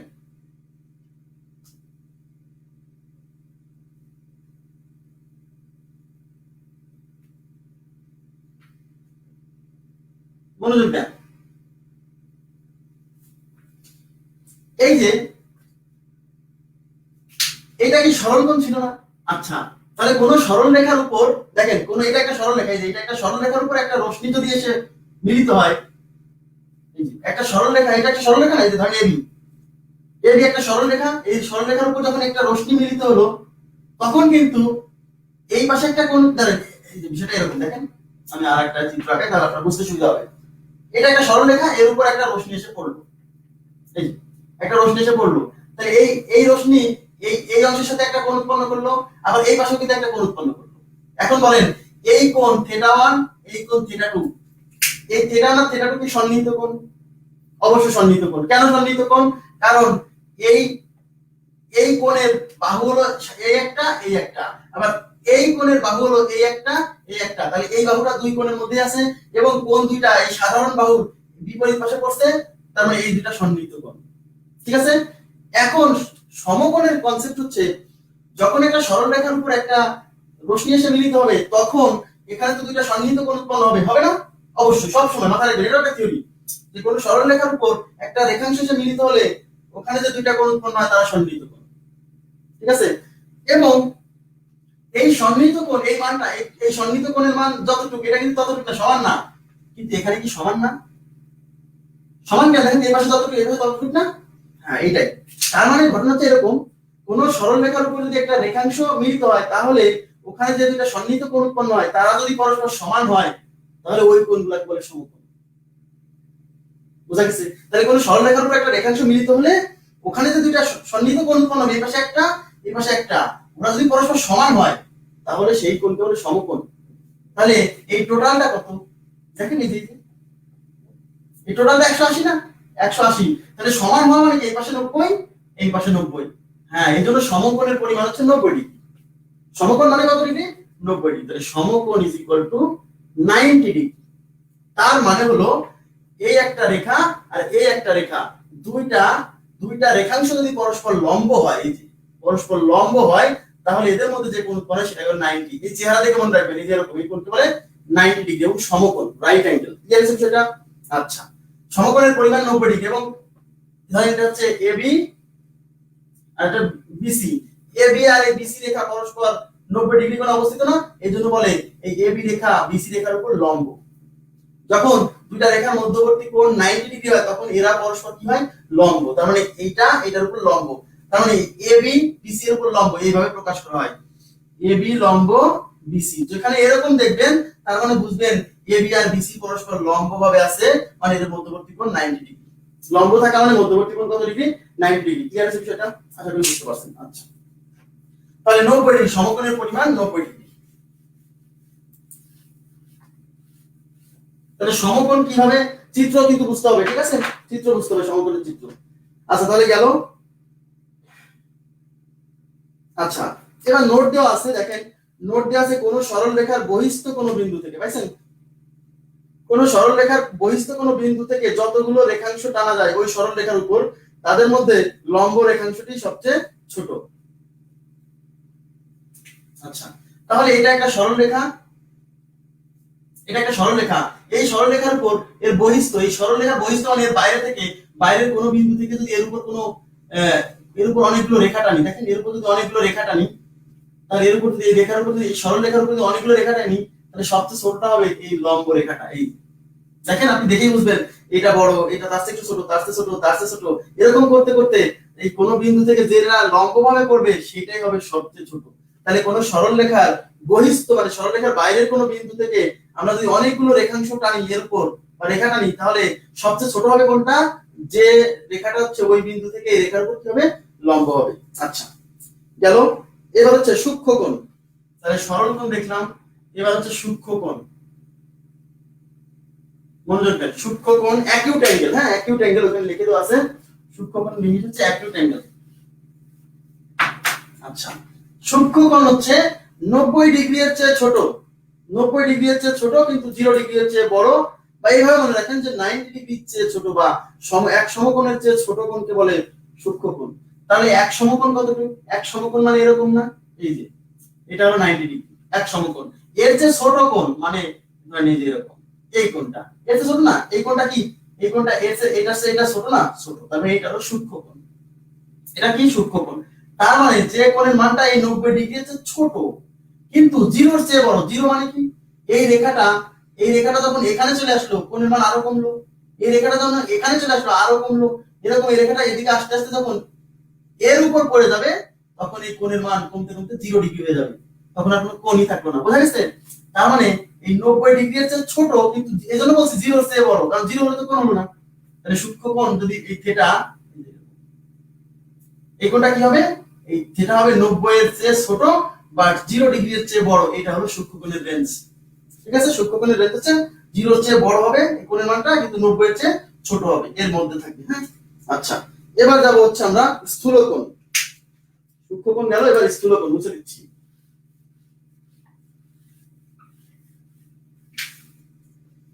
আচ্ছা স্থূলকোণের কনসেপ্টটা হচ্ছে কম্পেয়ার হবে কিন্তু 90 এর সাথে, হ্যাঁ। তাহলে স্থূলকোণের কনসেপ্ট হচ্ছে এটা কিন্তু 90, এই যে সমকোণ, হ্যাঁ এটা সমকোণ 90 ডিগ্রি, স্থূলকোণ হচ্ছে সূক্ষ্মকোণই 90 এর চেয়ে ছোট আর স্থূলকোণ হচ্ছে 90 এর চেয়ে বড়, হ্যাঁ। তার মানে 90 ডিগ্রি এর চেয়ে বড়, দেখেন তো এই কোণটা, এই কোণ চেয়ে বড় কিনা, এই যে তাহলে 90 ডিগ্রি এর চেয়ে বড়, কিন্তু এই যে টোটালটা 180 না, এই 180 এর চেয়ে আবার ছোট হবে, তার মানে 90 এর চেয়ে বড় হবে কিন্তু 180 এর চেয়ে ছোট হবে, তাহলে সেই কোণকে আমরা বলবো স্থূলকোণ, অবটিউস অ্যাঙ্গেল, হ্যাঁ। তার মানে এই থিটার মান হচ্ছে কি 180 এর চেয়ে ছোট কিন্তু 90 এর চেয়ে বড়, মানে সমকোণের চেয়ে বড় বাট সরল কোণের চেয়ে ছোট কোণই হচ্ছে স্থূলকোণ। ভিডিও গোলাটে হয়ে গেছে না, ভিডিও তো ক্লিয়ার, আপনার এখানে মানে নেটের সমস্যা, হ্যাঁ।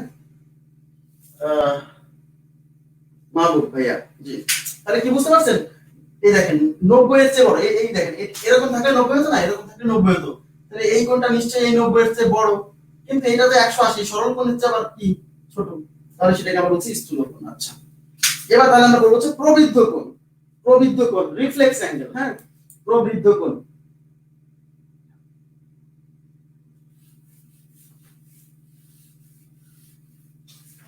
আচ্ছা প্রবৃদ্ধ কোণ সবচেয়ে বৃদ্ধ মানে সবচেয়ে বড়, বয়সে বড় মানে বড়, হ্যাঁ। তাহলে যে কোণের মানে এবার বুঝতে পারছেন, সরল কোণ 180 ডিগ্রি, তাহলে এবার 180 এর চেয়ে কি হবে, 180 এর চেয়ে বড় কিন্তু 360 এর চেয়ে ছোট। ধরেন এই কোণটা, এই যে এইটা কিন্তু স্থূলকোণ, আর এর বাইরে দিয়ে যেটা আছে এই কোণটা কিন্তু 180 এর চেয়ে বড়। আচ্ছা বলেন তো, এই কোণটা 90, এইটা 90, এইটা 90, এইটা 90, তাহলে এই টোটাল হলো 360 ডিগ্রি, 90 90 90 90, চারটা 90 না, তার মানে মোট কোণ কিন্তু 360, হ্যাঁ। তাহলে 4 ইনটু 90 ইজ ইকুয়াল টু 360। আচ্ছা তার মানে মোট 360, হ্যাঁ এটা কিন্তু মোট 360, এই যে 90 90 90 90, তাহলে এখানেও কিন্তু মোট 360, তাহলে কি বলছে, এই জন্য কিন্তু বলছে দেখেন, এই যে এই কোণটা, এটা কিন্তু 90 এর চেয়ে ছোট, কিন্তু এর বাইরে দিয়ে যেটা আছে এইটা কিন্তু 180-ও বড়, 180 বড়। কেন 180 বড়?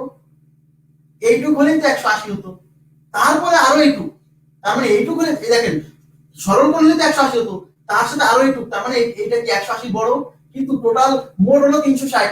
তাহলে এটা কি 360 এর চেয়ে ছোট না? কারণ এইটুক আছে, এইটুক তো নাই, টোটাল তো থাকলে হয় 360 হতো, তার মানে 180-র চেয়ে বড় কিন্তু 360-এর চেয়ে ছোট, 360-এর চেয়ে ছোট। এই যেটা কিন্তু, এই যেটা কিন্তু এটা না, এই বাইরেরটা, এই বাইরেরটা ভাই, এই বাইরেরটা, হ্যাঁ বাইরে এই যেটা, তাহলে এই থিটাটা 360-এর চেয়ে ছোট কিন্তু 180-র চেয়ে বড়, এই কোণটাকে বলা হচ্ছে রিফ্লেক্স অ্যাঙ্গেল বা প্রবৃদ্ধ কোণ। ঠিক আছে, প্রবৃদ্ধ কোণ। জি আচ্ছা, তাহলে প্রবৃদ্ধ কোণ গেল। এবার আমরা দেখব হচ্ছে পূরক কোণ। মনোযোগ দেন, এখন খুব গুরুত্বপূর্ণ জায়গায় চলে আসছি, পূরক কোণ। মানে বিসিএস এ অনেকবার আসছে পূরক কোণ থেকে, পূরক কোণ আর সম্পূরক কোণ, ভেরি ভেরি ইম্পর্টেন্ট। পূরক কোণ এবং সম্পূরক কোণ খুবই গুরুত্বপূর্ণ। রেখাকোণ থেকে কিন্তু একটা প্রশ্ন হয় সাধারণত, হ্যাঁ এই জন্যই বলছি পূরক কোণ এবং সম্পূরক কোণ। পূরক কোণ, কমপ্লিমেন্টারি অ্যাঙ্গেল, হ্যাঁ পূরক কোণ, কমপ্লিমেন্টারি অ্যাঙ্গেল। আচ্ছা, দুইটা কোণের, ধরেন এইটা একটা কোণ θ1, ধরেন এইটা একটা কোণ θ2, এটা θ1 আর এটা θ2। যদি এই দুইটা কোণের সমষ্টি θ2, হ্যাঁ এই দুইটা কোণের সমষ্টি যদি 90 ডিগ্রি হয়, তাহলে এই কোণ দ্বয়কে বলা হয় পরস্পরের পূরক কোণ। আচ্ছা, তাহলে আবার বলছি, দুইটা কোণের যোগফল যদি মোট 90 ডিগ্রি হয়, এই দুইটা মিলে হবে 90 ডিগ্রি, তাহলে এই কোণ দুইটাকে বলা হয় পরস্পরের পূরক কোণ, কমপ্লিমেন্টারি অ্যাঙ্গেল। বোঝা গেছে বিষয়টা? আচ্ছা, তাহলে দুইটা কোণের যোগফল 90 হবে। তাহলে এই দুইটা কোণ যে এক জায়গাতে থাকবে এরকম কোনো কথা নাই, আলাদা আলাদা জায়গায় আছে কিন্তু যোগফল 90, তাহলে পূরক। দুইজন একসাথেও থাকতে পারে, ধরেন এরকম আছে, এটা θ1 আর এই এই যে এটা θ2। এবার বলেন এই টোটালটা 90 না কেন? এই যে এটা এটা লম্বভাবে আছে 90, তাহলে এটা যদি θ1 হয় আর এটা যদি θ2 হয়, তাহলে এই দুইটা, এইটা আর এটা মিলে তো θ1 + θ2, এই θ1 + θ2 কার সমান? এই 90 এর সমান না? তার মানে এরা কিন্তু আবার পরস্পরের কি সন্নিহিত কোণ। দেখেন এই যে সাধারণ বাহুর এই পাশে একটা, এই পাশে একটা, তাহলে এরা কিন্তু পরস্পর সন্নিহিত কোণ, আবার পরস্পরের পূরক কোণ। কেন?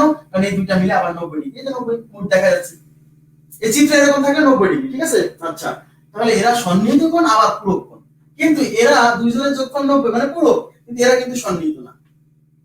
বোঝা গেল বিষয়টা? তার মানে পূরক কোণ হতে হলে সন্নিহিতই হতে হবে এরকম কোনো কথা নাই। অনেকের এটা একটা ভুল কনসেপ্ট আছে যে পূরক হতে হলে মানে এক পাশে এক জায়গায় থাকতে হবে, না, দুইটা মিলে 90 হলেই পূরক, ব্যাস। একসাথে থাকলো কি না থাকলো এটা কোনো ম্যাটার না। ঠিক আছে, আচ্ছা পূরকের পরে এবার আমরা দেখবো হচ্ছে সম্পূরক। আমি আস্তে আস্তে সব থিওরি প্রায় শেষ, এরপরে আমরা অঙ্কে চলে যাব। ওই যে আরো কয়েকটা অঙ্ক কোণের ডেফিনেশন আছে, ওইগুলো পরে আমরা মূল অঙ্কে চলে যাব। ঠিক আছে, আচ্ছা বুঝে দিচ্ছি।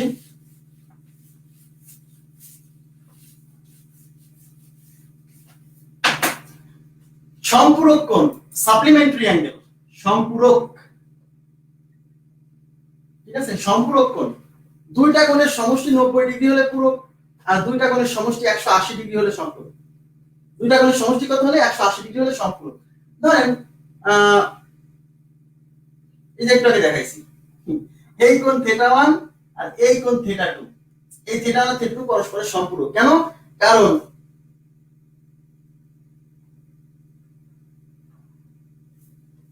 দুইটা পূরক কোণ পরস্পরের সন্নিহিত হতেও পারে নাও পারে, ওরকম তো কোনো কোশ্চেন আসার কথা না। আচ্ছা, এই টোটাল কোণটা কত? এই টোটাল কোণটা কি সরল কোণ 180, তাহলে এই θ1 আর θ2 মিলে কত? 180। তাহলে θ1 আর θ2 মানে দুইটা কোণের সমষ্টি যদি 180 ডিগ্রি হয়, তাহলে ওই কোণ দুইটাকে বলে পরস্পরের সম্পূরক। আবার বলছি, যে আছে থেকে, তাহলে দুইটা কোণের সমষ্টি যদি 180 ডিগ্রি হয়, তাহলে এই কোণ দুইটাকে বলা হয় পরস্পরের সম্পূরক কোণ। ক্লিয়ার বিষয়টা? আচ্ছা, তাহলে পূরক কোণ গেল, সম্পূরক কোণ গেল। এবার খুবই গুরুত্বপূর্ণ, জ্যামিতি বুঝতে হলে আপনাকে এই জিনিসগুলো বোঝাই লাগবে।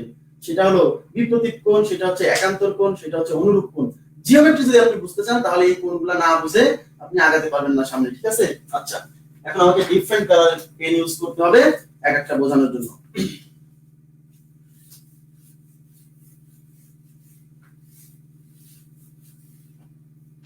আচ্ছা, তাহলে সম্পূরক পূরক গেল। আচ্ছা, এবার বিপ্রতীক কোণ। প্রথমে আমরা একটু বিপ্রতীক কোণ দেখি। হ্যাঁ, বিপ্রতীক কোণ, মনোযোগ দেন। এই একটা সরল রেখা, এই একটা সরল রেখা, দুইটা সরল রেখা যদি পরস্পরকে ছেদ করে, দুইটা, আবার বলছি, দুইটা সরল রেখা যদি পরস্পরকে ছেদ করে, তাহলে ছেদ করলে এই ছেদ বিন্দু দুই অপোজিট সাইডে যে দুইটা কোণ উৎপন্ন হয় তাদেরকে বলা হয় পরস্পরের বিপ্রতীক কোণ। মনোযোগ দেন। তাহলে ছেদ বিন্দুর এই পাশে একটা, এই পাশে একটা, তাহলে এই কোণটার নাম দিলাম 1 নাম্বার কোণ, এটার নাম দিলাম 2 নাম্বার কোণ। তাহলে আবার বলছি, দুইটা সরল রেখা পরস্পরকে ছেদ করলে এই ছেদ বিন্দু দুই অপোজিট প্রান্তে যে কোণ দুইটা উৎপন্ন হয় ওই কোণ দুইটাকে বলা হয় পরস্পরের বিপ্রতীক কোণ। এবং বিপ্রতীক কোণ দ্বয় পরস্পর সমান হয়। খুব গুরুত্বপূর্ণ ইনফরমেশন। এই কোণ আর এই কোণ পরস্পর সমান। আবার বলছি, বিপ্রতীক কোণ দ্বয় পরস্পর কি হয়? সমান হয়। তাহলে ছেদ বিন্দু দুই বিপরীত পাশে যে দুইটা কোণ উৎপন্ন হয় তাদেরকে বলা হয় পরস্পরের বিপ্রতীক। তাহলে এই কোণের নাম যদি 3 নাম্বার অ্যাঙ্গেল দেই, এই পাশেরটা, আর এই পাশেরটা যদি 4 নাম্বার দেই, হ্যাঁ, এই 4 নাম্বার আর 3 নাম্বারও পরস্পরের বিপ্রতীক, এবং বিপ্রতীক কোণ দ্বয় পরস্পর কি হয়? সমান হয়। এই বিষয়টা। আচ্ছা, এবার দেখেন, এবার আমরা পড়ব হচ্ছে একান্তর কোণ। একান্তর কোণ, তারপর হচ্ছে অনুরূপ কোণ, ভেরি ভেরি ইম্পর্টেন্ট, বুঝছেন? অনুরূপ কোণ, তারপর হচ্ছে বিপ্রতীক কোণ, বিপ্রতীক কোণ। আচ্ছা, এবার আমরা দেখবেন, মার্কার লাগতে বলছিলাম।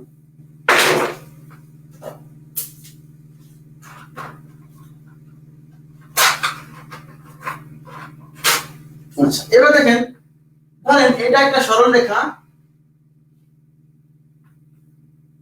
এটা একটা সরল রেখা এবি। মনোযোগ দেন, এটা একটা সরল রেখা, একটু নিচে লিখি তাহলে আমার বোঝাতে সুবিধা হবে। এটা একটা সরল রেখা সিডি, এবি, এবং এটা একটা সরল রেখা সিডি। এই সরল রেখা দ্বয় পরস্পর সমান্তরাল। সাইডে বলে দিচ্ছি, এবি সমান্তরাল সিডি। এই যে এবি সরল রেখা এবং সিডি, এবি সরল রেখা এবং এই সিডি সরল রেখা পরস্পরের সমান্তরাল, মানে এরা পরস্পরকে কখনোই ছেদ করবে না। মনোযোগ দেন। এইবার এই এবি আর সিডি সমান্তরাল সরল রেখাকে একটা সরল রেখা তীর্যকভাবে ছেদ করলো। যে ছেদ করলো তার নাম দিলাম হচ্ছে ডি। আচ্ছা, ডি না, ইএফ। ইএফ। আচ্ছা, যে ছেদ করলো তার নাম দিলাম আমরা কি? ইএফ। আচ্ছা, এখন দেখেন, এই ছেদ বিন্দু, এই ছেদ বিন্দু কয়টা ছেদ বিন্দু? আচ্ছা, এই যে ইএফ কে বলা হচ্ছে ছেদক। শুনেন, একে বলা হচ্ছে ছেদক।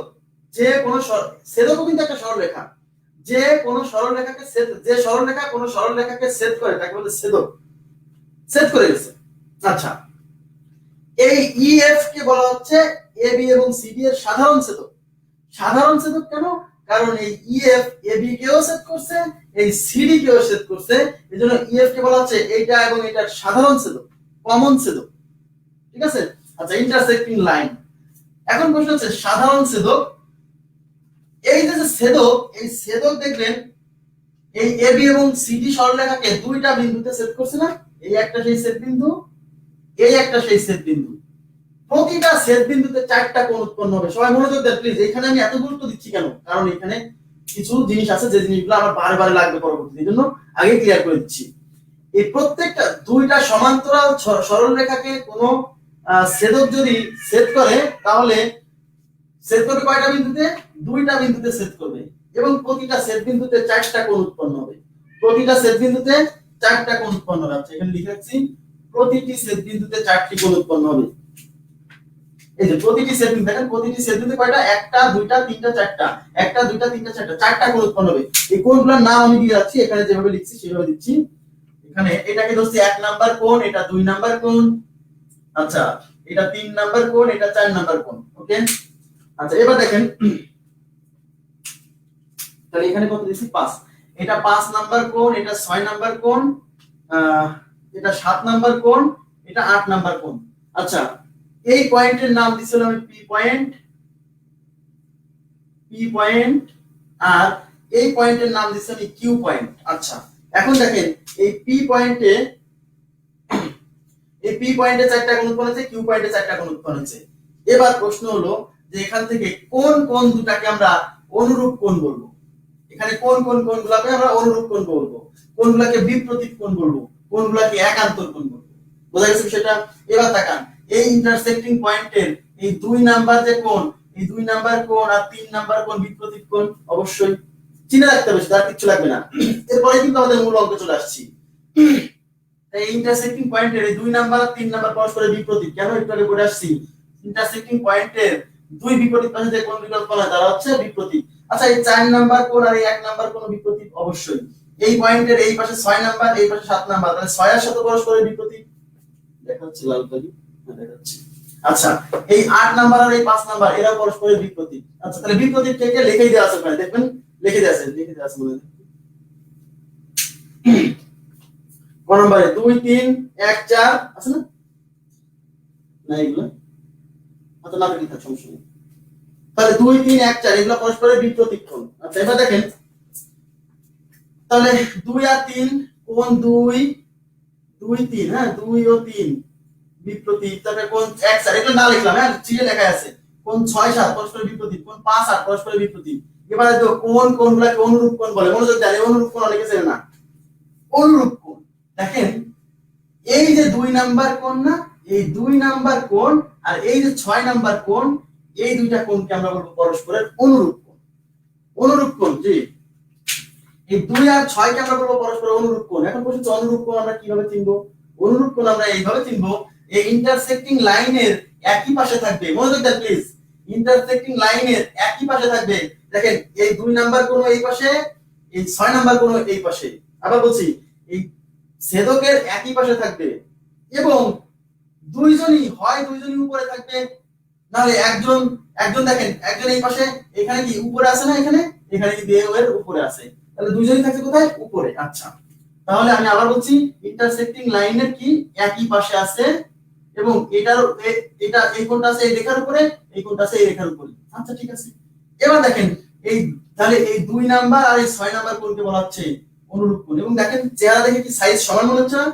এটা যতটুকু মনে হচ্ছে না? হ্যাঁ, অনুরূপ কোণ দ্বয় পরস্পর সমান। অনুরূপ কোণ দ্বয় পরস্পর সমান, এটা কিন্তু খুবই গুরুত্বপূর্ণ। অনুরূপ কোণ, দুইটা কোণ যদি অনুরূপ হয় তাদের মান সমান হয়, সোজা কথা, ঠিক আছে? এবার দেখেন, আমি যদি বলি এই 5 নাম্বার কোণ আর এই 1 নাম্বার কোণ এরা অনুরূপ, কেন?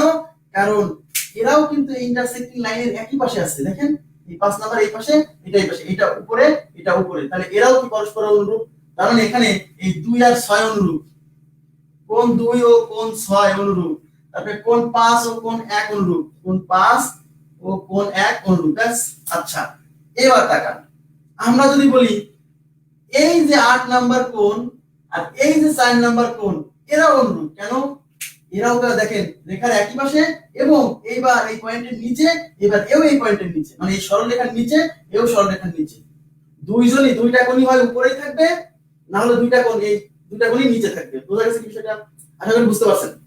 দেখেন, এই কোণ আর এই কোণ চেহারা দেখে বুঝছেন অনুরূপ, মানে একই রকম দেখতে, এটাও যেরকম এটাও সেরকম। তাহলে এই অনুরূপ কোণ সমান, তার মানে 4 নাম্বার কোণ আর 8 নাম্বার কোণ পরস্পরের অনুরূপ। আচ্ছা, এবার দেখেন, এই 7 নাম্বার আর 3 নাম্বার এরাও কিন্তু সরলরেখার এই ইন্টারসেক্ট, মানে ছেদকের একই পাশে, এটাও এই পাশে, এটাও এই পাশে, এবং এও এই সরলরেখার নিচে, এও এই সরলরেখার নিচে, তাহলে এরাও পরস্পরের অনুরূপ। তাহলে কে কে? 4 আর 8 এটাও অনুরূপ, কোণ 4 ও 8 অনুরূপ, কোণ 3 ও কোণ 7 অনুরূপ। আর অনুরূপ কোণ দ্বয় পরস্পর কি হয়? সমান হয়। আবার বলছি, তার মানে এই 7 নম্বর কোণের মান যা, এই 3 নম্বর কোণের মানও তাই। তাহলে আমরা অনুরূপ কোণ চিনে ফেললাম। এবার একান্তর কোণ, ভেরি ভেরি ইম্পর্টেন্ট হলো একান্তর কোণ। হ্যাঁ, এটা বুঝতে অনেকের অসুবিধা হয়, মনোযোগ দেন। অনুরূপ চিনতে পারলাম, এবার একান্তর কোণ।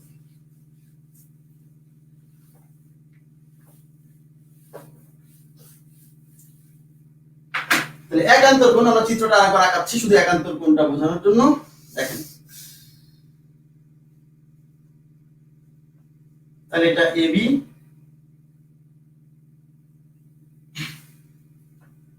এটা সিডি, এটা হচ্ছে ইএফ ছেদক, ঠিক আছে? একান্তর কোণ যদি আমরা বুঝতে চাই, তাহলে দেখেন, একান্তর কোণ বুঝতে হলে আপনাকে জেড অক্ষর বানাতে হবে। মনে রাখবেন, জেড অক্ষর বানাতে হবে। কি অক্ষর? জেড। ইংরেজি জেড অক্ষর আছে না, জেড অক্ষর, ইংরেজি জেড অক্ষর বানাবেন। এই যে জেড অক্ষর বানাতে হবে। জেড অক্ষর হয়েছে? জেড অক্ষর হয়েছে বলেন তো? এই যে জেড অক্ষর হয়েছে কিনা? এই জেড অক্ষরের দুই পায়ের ভাঁজের মাঝখানে যে দুইটা কোণ থাকবে, জেড অক্ষরের পা দুইটার যে ভাঁজের মধ্যে যে কোণ থাকবে সেটা হলো কি কোণ বলেন তো? সেটা হলো একান্তর কোণ। এই এই জেড এর এই পায়ের ভাঁজের মধ্যে এই একটা কোণ, আর এই পায়ের মধ্যে এই একটা কোণ, এই কোণ আর এই কোণকে বলা হচ্ছে একান্তর কোণ। আবার বলছি জেড অক্ষর বানাবে, ইংরেজি জেড অক্ষর বানায় এই ভাঁজের মধ্যে যে দুইটা কোণ থাকবে সেই দুইটা পরস্পরের একান্তর কোণ। বোঝা গেছে? এবং একান্তর কোণ দ্বয় পরস্পর সমান হয়। জি জি জি, এই জেড এর ভাঁজে যে কোণ তারা হলো একান্তর কোণ। ক্লিয়ার? আচ্ছা, এখন সেই জেড কিন্তু সোজা জেড হতে পারে, উল্টা জেডও হতে পারে। উল্টা জেড বলতে কি বোঝাচ্ছি? উল্টা জেড বলতে আমি এরকম বোঝাচ্ছি, দেখেন উল্টা জেড বলতে বোঝাচ্ছি যদি এরকম হয়, এটা কি সোজা জেড হলো? এটা হলো উল্টা জেড। দেখেন এই উল্টা জেড এর এদের ভাঁজের মধ্যে যে কোণ সেটাও একান্তর কোণ। তাহলে এই যে একটা কোণ, এই দেখেন এই একটা কোণ, এই একটা কোণ, জেড হলে হইছে। এবং এই একটা কোণ, এই একটা কোণ, একান্তর কোণ। এরাও একান্ত, এরাও একান্ত, যেটাই হোক। বোঝা গেছে? তাহলে এই কোণ আর এই কোণ পরস্পর দেখি সাইজ সমান হচ্ছে না, একান্তর কোণ। তাহলে জেড এর দুইটা ভাঁজের মধ্যে যে কোণ হবে সেটা হলো একান্তর কোণ, এবং একান্তর কোণ দ্বয় পরস্পর কি সমান। আপনারা কি বুঝতে পারছেন বিষয়টা? কোনো সমস্যা হচ্ছে কি? এটা যে একান্তর কোণ, এই দুটা কি একান্তর কোণ? তাহলে এইটা একান্তর কোণ, এটা একান্তর কোণ। তাহলে এই কোণের একান্তর কোণ এটা, আবার এই কোণের একান্তর কোণ এটা ধরেন না, এই কোণের একান্তর কোণ এটা। ঠিক আছে? এই কোণের একান্তর কোণ এটা, এই কোণের একান্তর কোণ এটা। আশা করি বুঝতে পারছেন। এবার দেখেন সবাই এখন একটু মনোযোগ দিন, আমি একটা জিনিস বোঝানোর চেষ্টা করছি। সেটা হচ্ছে এই যে চারটা কোণ উৎপন্ন হয়েছে এখানে এবং এখানে যে চারটা কোণ উৎপন্ন হয়েছে না, এই চারটা কোণের এই যে ইন্টারসেক্টিং পয়েন্ট, মানে এই যে দেখেন এই কোণটা এই কোণটা আর এই কোণটা আর এই কোণটা, এই কোণগুলো কি সরলরেখার বাইরে না? এটা কিন্তু দেখেন এই রেখার বাইরে, এই রেখার বাইরে। এগুলো এই দুইটা কোণ আর এই দুইটা কোণকে বলে বহিস্থ কোণ। কি কোণ বলে? বহিস্থ কোণ বলে। আর এই এবি সরলরেখা আর এই যে সিডি সরলরেখার এই ভেতরে এই কোণটা আর এই কোণটা, এই কোণটা আর এই কোণটা, এটা কি ভেতরে না? এই জন্য এই কোণ দুইটা আর এই দুইটা কোণকে বলে অন্তস্থ কোণ। কি বলে? অন্তস্থ কোণ। বোঝা গেছে? তাহলে এই বাইরের দুইটা, এই বাইরের দুইটা বহিস্থ কোণ, এটা এটা এটা এটাকে বলে অন্তস্থ কোণ। ক্লিয়ার? আচ্ছা, এখন এখান থেকে একটা থিওরি জানতে হবে আমাদেরকে। সেই থিওরিটা কি দেখেন? সেই থিওরিটা হচ্ছে এই অন্তস্থ কোণ, এই ইন্টারসেক্টিং লাইন বা এটার নাম কি? ছেদক। এই ছেদকের একই পাশে যে দুইটা অন্তস্থ কোণ আছে, এটা একটা অন্তস্থ কোণ না? আবার এই একটা অন্তস্থ কোণ না? এই কোণ আর এই কোণের সমষ্টি 180 ডিগ্রি। ভেরি ভেরি ইম্পর্টেন্ট একটা থিওরি। ওকে? আচ্ছা, আবার বলছি, কি বলছি? এই ছেদকের একই পাশে অবস্থিত যে দুইটা অন্তস্থ কোণ, এই অন্তস্থ কোণ দুইটার সমষ্টি 180 ডিগ্রি। প্রশ্ন হচ্ছে কিভাবে 180 ডিগ্রি হলো ভাই? 180 ডিগ্রি হলে এইভাবে, আপনারা আমাকে বলেন এই কোণ আর এই কোণ সমান, রাইট? এই কোণের মান ধরলাম এইটা আর এটা একান্তর কোণ, একান্তর কোণ করে পরস্পর সমান।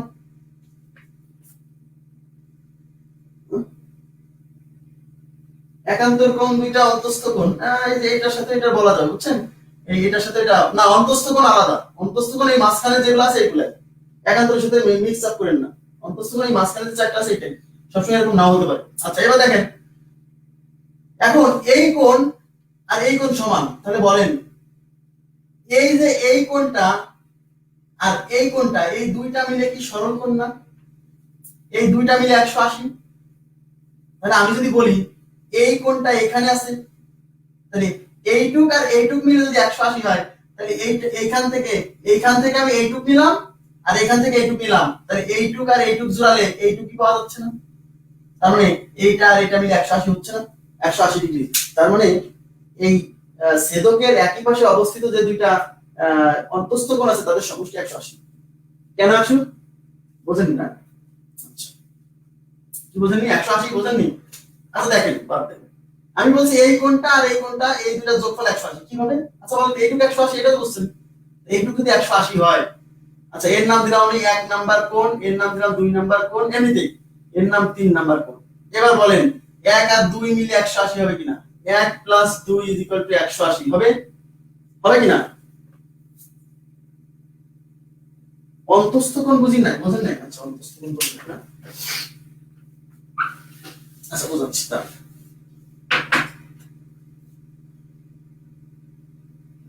এই যে এখানে যে চারটা কোণ উৎপন্ন হয়েছে না, এখানে চারটা কোণ, যারা বুঝেন নাই তারা যদি বুঝতে পারেন একটু রেসপন্স করেন। হ্যাঁ, এই পয়েন্টে এই ছেদক যখন দুইটা সরলরেখাকে এরকম ছেদ করছে, তখন এখানে 4টা কোণ উৎপন্ন হয়েছে না, আবার এখানেও কিন্তু 4টা কোণ উৎপন্ন হয়েছে না।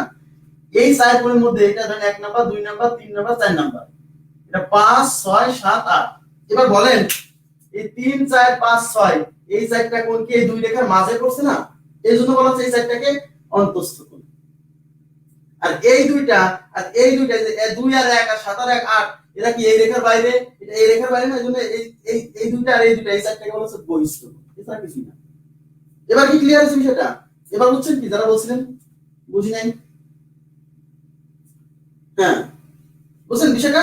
এই দুইটা এই দুই রেখার মাঝে যে 4টা পড়ছে এরা অন্তঃস্থ, আর বাইরে যারা পড়ছে তারা বহিঃস্থ, এইটাই বলছি, স্যার কি বলি।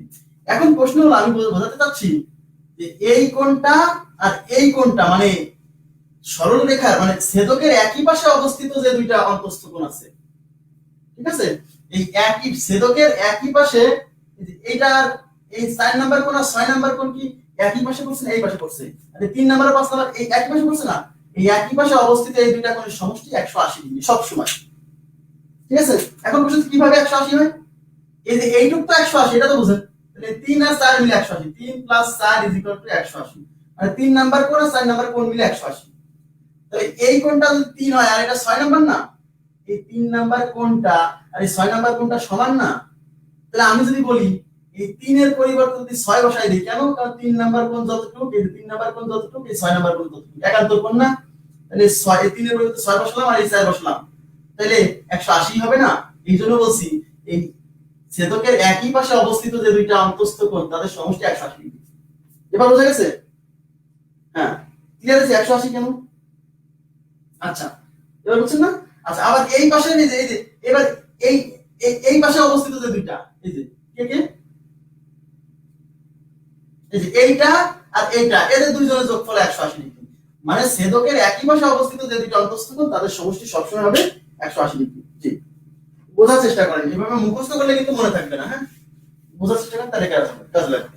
তাহলে একান্তর কোণ দ্বয় পরস্পর সমান, দুইটা কোণ যদি পরস্পর একান্তর হয় তারা সমান, দুইটা কোণ যদি পরস্পর অনুরূপ হয় তারা সমান, দুইটা কোণ যদি পরস্পর বিপরীত হয় তারা সমান, সব সময় সব সময় অলওয়েজ। আচ্ছা এবার আমরা অঙ্কে চলে যাব, ঠিক আছে, থিওরি কোণ শেষ, এবার যাব অঙ্কে। হ্যাঁ মনোযোগ দিবেন, এবার অঙ্ক দেখেন। যারা অনেকে লাইভ থেকে চলে গেছে, এই বলছি এত সহজ করে পড়াচ্ছে আমরা থাকবোই না লাইভে। হ্যাঁ কোনো সমস্যা নেই। দেখেন অঙ্ক 1 নাম্বার আসছে স্ক্রিনে, দুটি পরস্পর পূরক কোণের পার্থক্য 24 ডিগ্রি হলে ছোট কোণটির মান কত? মনোযোগ দিয়ে বুঝবেন, এই যে অঙ্ক করাচ্ছি খুব গুরুত্বপূর্ণ অঙ্কগুলো, ঠিক আছে। হ্যাঁ আসছে স্ক্রিনে, হ্যাঁ দুটি পরস্পর পূরক কোণ, আচ্ছা দুটি পরস্পর পূরক কোণের পার্থক্য 24 ডিগ্রি হলে ছোট কোণটির মান কত? ভাইরে এই মজার পড়া এখনো শুরু হয়নি, মজা লাগবে হচ্ছে কখন জানেন? এই কত নাম্বার অঙ্ক থেকে আমি বলি, ত্রিভুজ থেকে পড়ানো শুরু করবো 4টা অঙ্ক করানোর পরে, ঠিক আছে। আপনার এতটাই মজা পাবেন যে আপনার মনে থাকবে সারা জীবন এই ক্লাস। হ্যাঁ একটু ওয়েট করেন, ওয়েট ফর দা মজা। দুটি পরস্পর পূরক কোণের পার্থক্য 24 ডিগ্রি হলে ছোট কোণটির মান কত? সবাই মনোযোগ দিয়ে বুঝবেন। তার মানে দুইটা কোণ এরা পরস্পর পূরক, বলতে ছোট কোণটার মান কত? তাহলে এখানে কয়টা কোণ? দুইটা কোণ। আচ্ছা তাহলে একটা কোণকে আমি ধরলাম x আর একটা কোণকে ধরলাম y, দুইটা কোণ এবং এরা পরস্পরের পূরক, অঙ্কে বলে দিছে এরা পরস্পরের কি পূরক, তাই দুইটা পরস্পর পূরক কোণের পার্থক্য কত? পার্থক্য মানে বিয়োগফল 24, তার মানে এই দুইটা কোণের বিয়োগফল 24, তার মানে x - y = 24। এটা বুঝছেন কিনা বলেন? এটা বুঝছেন x - y = 24, অঙ্কে বলছে দুইটা পরস্পর পূরক কোণের পার্থক্য 24, তাহলে আমরা ধরে নিলাম একটা কোণ x আর একটা কোণ y, এবং এরা পরস্পর যেহেতু পূরক এবং অঙ্কে বলা আছে এদের পার্থক্য 24, তার মানে x - y = 24, এবং একটা জিনিস আমাদের জানাই আছে পূরক কোণের সমষ্টি 90 ডিগ্রি, তার মানে x + y = 90 ডিগ্রি। এটা অঙ্কে আপনাকে বলা থাকবে না, ওই যে থিওরি শিখছেন যে পরস্পরের দুইটা পূরক কোণের সমষ্টি 90 ডিগ্রি, এটা বলা নাই আপনাকে, এই থিওরি জানতে হবে আগে। এখন বলতে পারেন আমি কেমনে বের করবেন মানে, কারণ আপনার জানাই আছে অঙ্কে বলেছে দুইটা পূরক কোণের পার্থক্য 24, এটা বলা আছে, আর এদের যোগফল যে 90 এটা বলা থাকবে না, কেন? এটা আপনি জানেন, ওরা ধরে নিছে। তাহলে এবার বলছে ছোট কোণটার মান কত? তাহলে এখানে ছোট কোণ কোনটা? ছোট কোণ হলো y, তাহলে আপনাকে y বের করতে হবে। তাহলে y যদি বের করতে চান তাহলে এই 1 নাম্বার আর 2 নাম্বার ইকুয়েশন কি করতে হবে, বিয়োগ করতে হবে। বিয়োগ করলে এই x x কেটে যাবে। আমার তো x বের করার দরকার নেই ভাই, x কেন বের করব, x বের করার আমার দরকার নেই, কারণ x এর মান বড়। এই বড় সামনে বড় রাখছি বলেই তো বড় থেকে ছোট বিয়োগ হয়েই তো প্লাস প্লাস মান আসছে। সামনে সবসময় বড়টা থাকে, মনে বুঝতে পারছেন বিষয়টা? আচ্ছা, এখানে পজিটিভ মান না, এখানে পজিটিভ মানের অর্থ হচ্ছে x এর মান বড় বলেই তো এখানে এই x থেকে এটা বিয়োগ যায়ও পজিটিভ মান আসছে। এই দুটো বিয়োগ করব, তাহলে 2 নাম্বার ইকুয়েশন থেকে আমরা 1 নাম্বার ইকুয়েশন বিয়োগ করব। 2 বিয়োগ 1, 1 বিয়োগ 2 করলে হবে। তাহলে x y 90, x y 24, বিয়োগ করলে সাইন চেঞ্জ হয়, এখানে প্লাস হবে মাইনাস, এখানে মাইনাস হবে প্লাস, এখানে কি হবে minus. Plus x x cancel, তাহলে টুয়াইস y 24 আর 90 কত হয় বলেন তো, 114। 24 থেকে 90 গেলে, 24 থেকে 90 গেলে এখানে থেকে 6 হাতে 1 3 3 থেকে 66, তাহলে 2y 66, তাহলে y 66 ভাগ 2 33 ডিগ্রি। কারণ যেহেতু ছোট কোণটা নির্ণয় করতে বলছে, তাহলে y হচ্ছে ছোট কোণ, তাহলে ছোট কোণের মান হচ্ছে 33 ডিগ্রি। জি, অনেক উত্তর দিচ্ছেন, ধন্যবাদ সবাইকে। আপনারা কি বুঝতে পারছেন যে x y 90 এটা বলা থাকবে না, আপনাকে জেনে রাখতে হবে আগে থেকে। ওকে, আচ্ছা 2 নাম্বার অঙ্কে চলে যাচ্ছি আমরা। যদি বলতো বড় কোণ কত ভাই, বড় কোণ করলে x এর মান বের করতেন কিভাবে, এই দুইটা ইকুয়েশন যোগ করলে y y কেটে যেত, 2x যোগ করে 2 দিয়ে ভাগ করতাম। ওকে, আচ্ছা এবার আমরা চলে যাচ্ছি 2 নাম্বার অঙ্কে, মুছে দিচ্ছি।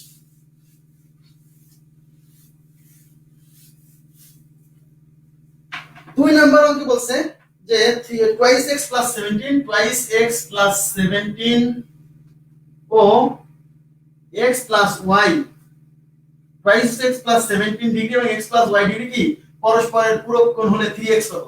এইটা একটা কোণ, ধরেন এই পুরোটা একটা কোণ, বুঝতে হবে আগে এই পুরোটাই একটা কোণ এবং এই পুরোটাই একটা কোণ, মানে x plus y মিলে একটা কোণ। আবার অনেকে মনে করে এটা হলো দুইটা কোণ, না হ্যাঁ দুইটা কোণ হতে পারে, x এর মান একরকম y এর মান একরকম, ওই দুইটা মিলে একটা কোণ। তাহলে x plus y না, সরি আমার একটু ভুল হয়েছিল না, x plus 4, এটা x plus 4 বুঝছেন ভাইয়া, x plus 4, x plus 4, তাহলে 2x plus 17 ডিগ্রি এটা একটা কোণ, x plus 4 একটা কোণ, এবং বলছে সেটার উপরে মিনিট সেকেন্ড। আচ্ছা এটার উপর মিনিট সেকেন্ড আমি এটা বুঝতে পারছি না, এই স্ক্রিনের উপরে মিনিট যে আছে কেন এটা যাচ্ছেও না, সরছেও না, কিছু করার নেই আসলে, নেটের সমস্যা, ওই নেটের সমস্যা হলেও এরকম আসতে থাকে, উপরে একটা চিহ্ন সমস্যা আছে।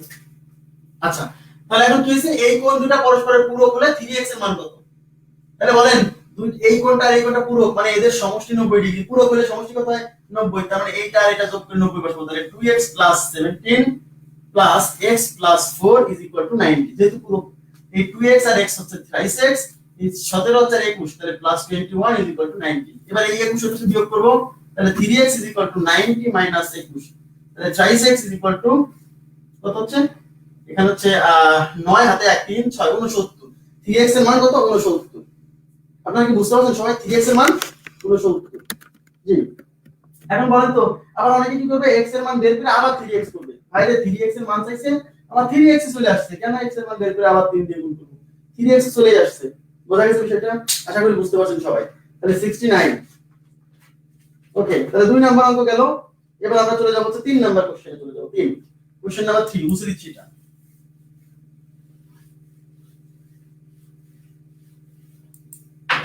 3 নাম্বার কোশ্চেনে বলছে একটি কোণ তার সম্পূরক কোণের 7/11 অংশ, একটি কোণ তার সম্পূরক কোণের 7/11 অংশ হলে কোণটির মান কত।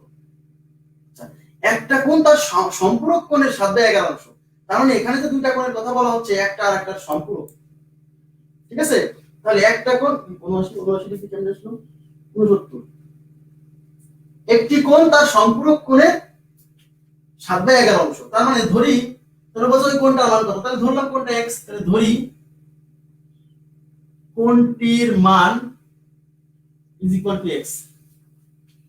তাহলে এর যে সম্পূরক কোণ, এই বলছে একটা কোণ তার সম্পূরক কোণের 7/11 অংশ, তাহলে কোণটার মান যদি x হয়, এর সম্পূরক কোণ কত। আচ্ছা তাহলে এর মানে x এর, হ্যাঁ x এর সম্পূরক কোণ 180 ডিগ্রি মাইনাস x। কেন 180 ডিগ্রি মাইনাস x, কারণ আমরা জানি দুইটা সম্পূরক কোণের সমষ্টি 180, তাহলে 180 থেকে যদি এই কোণটা বাদ দেই, তাহলে নিশ্চয়ই এই কোণের সম্পূরক কোণ পাবো। এইবার শর্ত কি, শর্ত মতে এই বলছে একটি কোণ মানে x তার সম্পূরক কোণের এই x এর তাহলে x এর সম্পূরক কোণ এটা, তাহলে এই x হলো এই x এর সম্পূরক কোণের 7/11 মানে x হবে এই 180 ডিগ্রি মাইনাস x এর 7/11। এইটুকু বুঝছেন কিনা বলেন? এই হলো শর্ত। একটা কোণ মানে x এর এই x এর সম্পূরক কোণ মানে এইটা 7/11 এর মানে গুণ না, এর মানে গুণ। তার মানে x তাহলে এর যদি গুণ হয় তাহলে 11 দিয়ে এই পাশে গুণ হবে আর 7 দিয়ে এই পাশে গুণ হবে। তাহলে 11 দিয়ে এই পাশে গুণ হলে 11x 7 দিয়ে গুণ করলে 180 গুণ 7। আচ্ছা 180 গুণ 7 গুণ করার দরকার নাই, রেখে দেন, এইভাবে রেখে দেন। মাইনাস 7x রেখে দেন, দেখি কিছু হয় কিনা। এবারে 7x এই পাশে নিয়ে আসেন, মাইনাস 7x এই পাশে আসলে 11x প্লাস 7x 180 গুণ 7 এইভাবে রেখে দেন। গুণ করলে বড় হবে, কাটাকাটি করব বলে গুণ করছি না, কারণ এই পাশে কাটবে। হ্যাঁ 11 17 কত 18x 180 ইনটু 7। এই 18 দিয়ে দেখেন 180 কাটা যায়, এই 18 দিয়ে 180, 18 কে 18 আর 0 ব্যাস। তাহলে x 7 দশে 70 ডিগ্রি, তার মানে x এর মান কত 70 ডিগ্রি। তাহলে কোনটার মান 70 ডিগ্রি। জি 70। 110 ও 70 কেন বলছেন? বলছেন ওই কোনটার মান কত, যে কোণের কথা বলছে শুধু ওই কোণটার মান চাইছে। অপশনে কিন্তু 110 ও থাকবে 70 ও থাকবে। কনসেপ্টটা কি বোঝা গেছে? কনসেপ্টটা কি বোঝা গেছে? আর যারা ভালো বুঝে তারা আরো সহজে বুঝে যাবে। সেটা হলো ওই যে 7/11 এটা থেকে তারা বুঝে গেছে যে একটি কোণ তার সম্পূরক কোণের 7/11, তার মানে ওই কোণের মান হলো এটা হলো 7:11। হ্যাঁ ওই দুইটা কোণের মান হচ্ছে 7/11 মানে 7:11 অনুপাতে।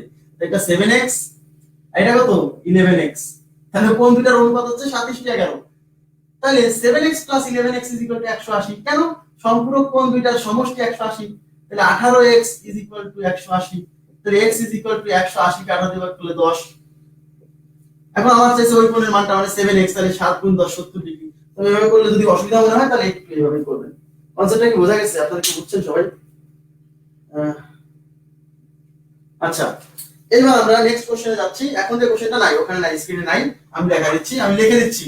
এখন কোশ্চেনটা কিন্তু স্ক্রিনে নেই বা স্ক্রিনেও নেই, প্লাস আপনাদের শীটেও নেই, লিখে নেবেন। শীটে নেই এখনকার কোশ্চেনটা, লিখে নিন। আবার বলছি লিখে নিন।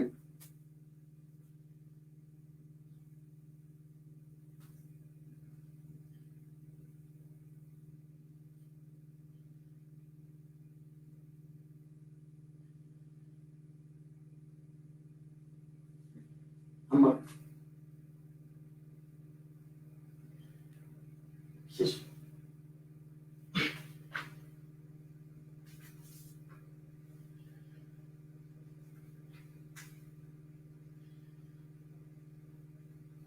আচ্ছা এই কোণটার নাম হচ্ছে এ, এই কোণটার নাম হচ্ছে বি, এই কোণটার নাম হচ্ছে সি, এটা ও বিন্দু, এটা পি বিন্দু, এটা কিউ বিন্দু, এটা দেওয়া আছে তোমার 90 ডিগ্রি।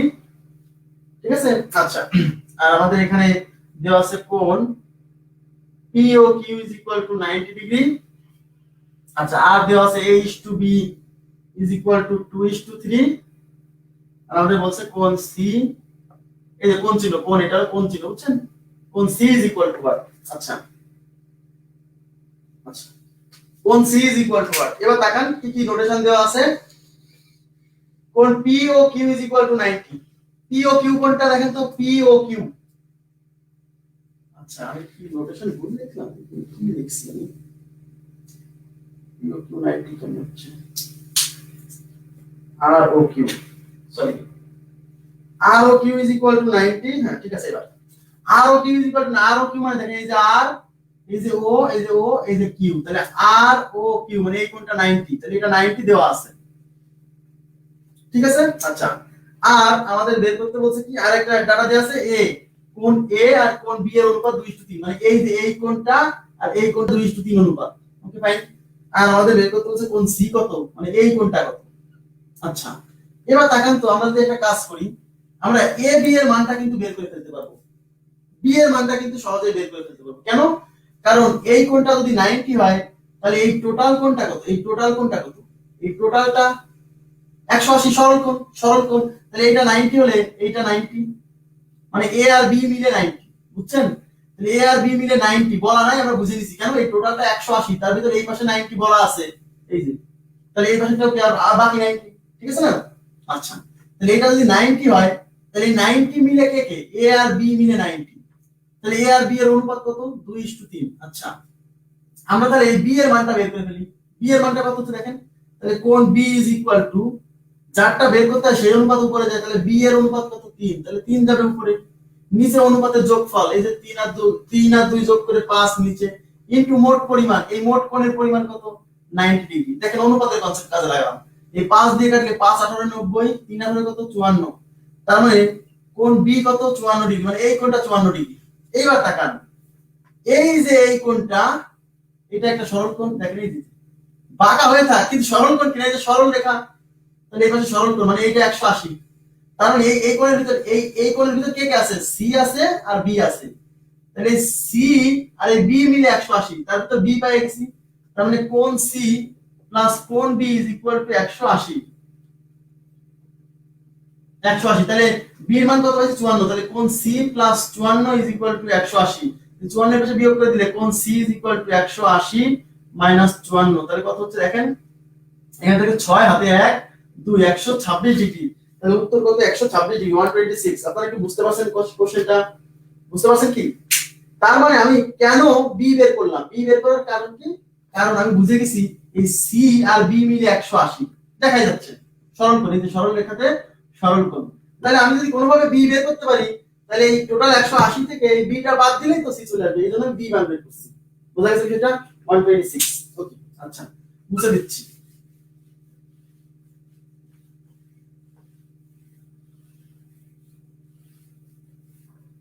আচ্ছা এবার দেখেন হচ্ছে আর একটা কোশ্চেন,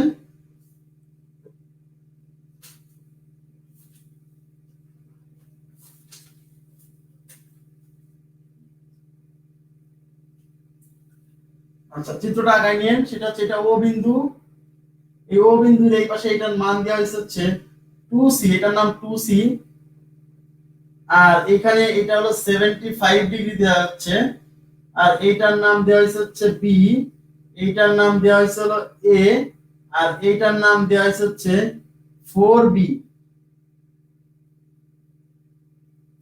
বলা হয়েছে কোণ এ কত, বি কত, সি কত। আচ্ছা এ কত, বি কত, সি কত, বোঝা গেছে বিষয়টা? আচ্ছা এবার দেখেন এ কত, বি কত, সি কত, আমরা যদি এটা বের করতে চাই তাহলে আমাদের কি করতে হচ্ছে। এখন সবাই একটু মনোযোগ দিবেন, আমাদের বের করতে হচ্ছে এ বি সি। তার ভিতর আমরা একটা কাজ করতে পারি, সেটা হলো এই যে এই এ কোণ, এটা যদি এ কোণ হয়, এই কোণের বিপরীত কোণ এই 4b, ঠিক আছে না? তাহলে এ কোণের বিপরীত কোণ 4b, দেখেন এই কোণের বিপরীত কোণ 4b, আর বিপরীত কোণগুলো কি হয় সমান হয়, তার মানে প্রথমেই বলতে পারি a = 4b, যারা যারা সমান আমি সেরকম একটা তালিকা তৈরি করছি। আচ্ছা এবং একটা জিনিস আমরা এখানে বুঝে গেছি, এই কোণটা তো একটা সরল কোণ, বুঝতে পারছেন? এই যে সরল কোণটা একটা সরল কোণ না, সরল কোণ, তাহলে এই সরল কোণ মানে 180, তাহলে 180 এর ভিতর কি কি আছে, এই 4b আছে, ab আছে, 75 আছে, তাহলে আমি বলতেই পারি 4b + 75 + b = 180 ডিগ্রি। দেখেন এই যে b 75 আর 4b টোটালটা মিলে 180 সরল কোণ, তাহলে এখানে কত 4b আর b কত 5b = 180, এই 75 এর পাশে বিয়োগ করব। আচ্ছা তাহলে এখানে 5b = কত হচ্ছে 5 105, তাহলে 5 দিয়ে ভাগ করলে b = 5 21 105, তাহলে আমরা b এর মান পাইলাম 21 ডিগ্রি। b এর মান কত হইছে 21, তাহলে একটার উত্তর শেষ, b = 21, একটা কাজ শেষ।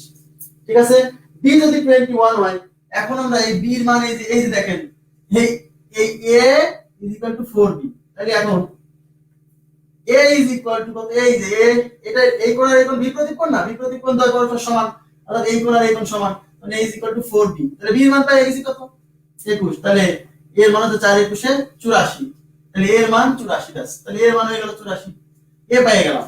আচ্ছা 48 লিখছিলাম 82 84। এখন আমাকে সি বের করতে হবে। এখন দেখেন সি কোথায় আছে, সি হলো এইটা 2c, আর এইটা হলো 75 + b, দেখেন তো এই কোণ আর এই কোণ বিপরীত কোণ দ্বারা সমান হয়, তার মানে 2c আর এই কোণটা সমান, অর্থাৎ 75 + b আর এই 2c সমান, তাহলে আমি কিভাবে লিখব 75 + b = 2c।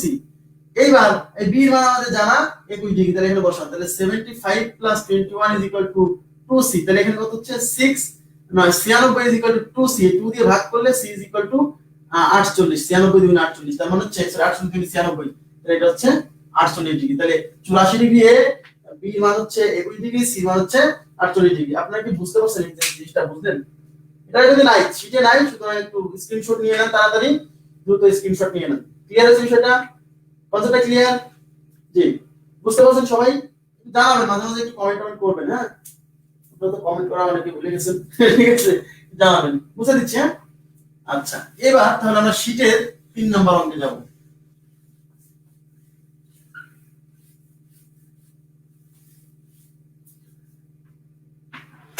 কি 3 হয়ে গেছে?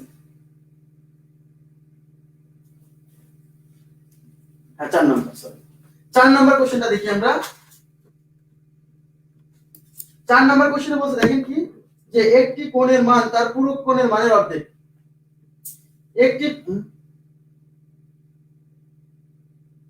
মুছে ফেলছি তো, আরেকবার কি হয়েছে বলি, আপনি একটু ভিডিওটা আরেকবার দেখবেন পরে টেনে। হ্যাঁ, একটি কোণের মান তার পূরক কোণের মানের অর্ধেকের সমান, কোণটির মান কত? একটা কোণের মান তার পূরক কোণের অর্ধেকের সমান। আচ্ছা, কোণটির মান কত? অপশন আছে 60, অপশন আছে 45, বিশেষ পরীক্ষা আসা অঙ্ক। হ্যাঁ, অপশন আছে 30, অপশন আছে 25।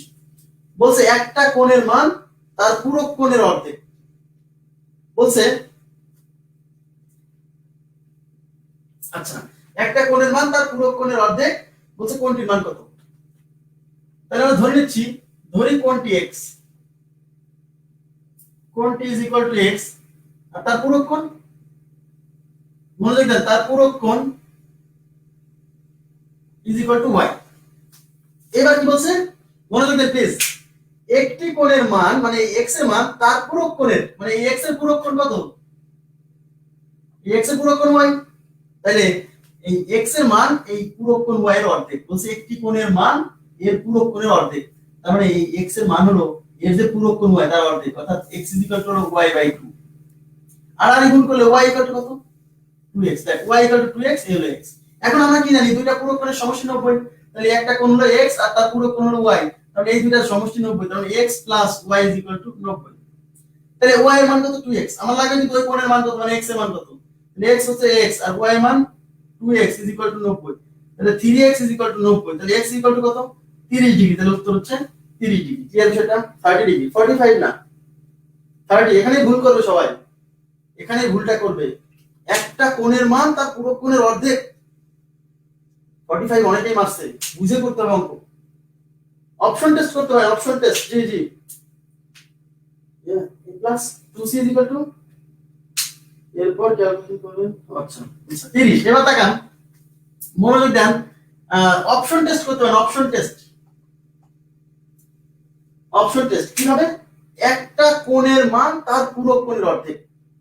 আচ্ছা ঠিক আছে, তাহলে ধরলাম 60 উত্তর, তাহলে 60 এর পূরক কোণ কত? 30। কেন? দুটা মিনিট, তাহলে 60 যদি উত্তর হয়, এর পূরক কোণ হলো 30, 60 এর পূরক কোণ 30। এখন আপনি বলেন, একটা কোণের মান মানে 60 এর মান তার পূরক কোণ 30 এর অর্ধেক। কথা শুনলেই খারাপ লাগতেছে, কেন? 60 কি 30 এর অর্ধেক ভাই? না, সেটা তো উত্তর না। একটা কোণের মান তার পূরক কোণের অর্ধেক, কোণটি কত? তাহলে ওই একটা কোণের মানটা অপশনে দেওয়া থাকবে। ঠিক আছে, তাহলে বলেন, যদি উত্তর 45 হয়, তাহলে এই কোণের পূরক কোণ কত? 45।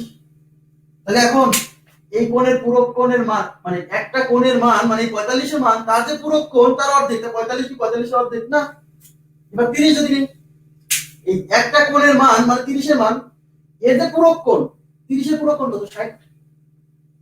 তাহলে একটা কোণের মান মানে 30 এর মান, তার পূরক কোণ 60, 60 এর অর্ধেক হইছে। দেখেন 30 60 এর অর্ধেক।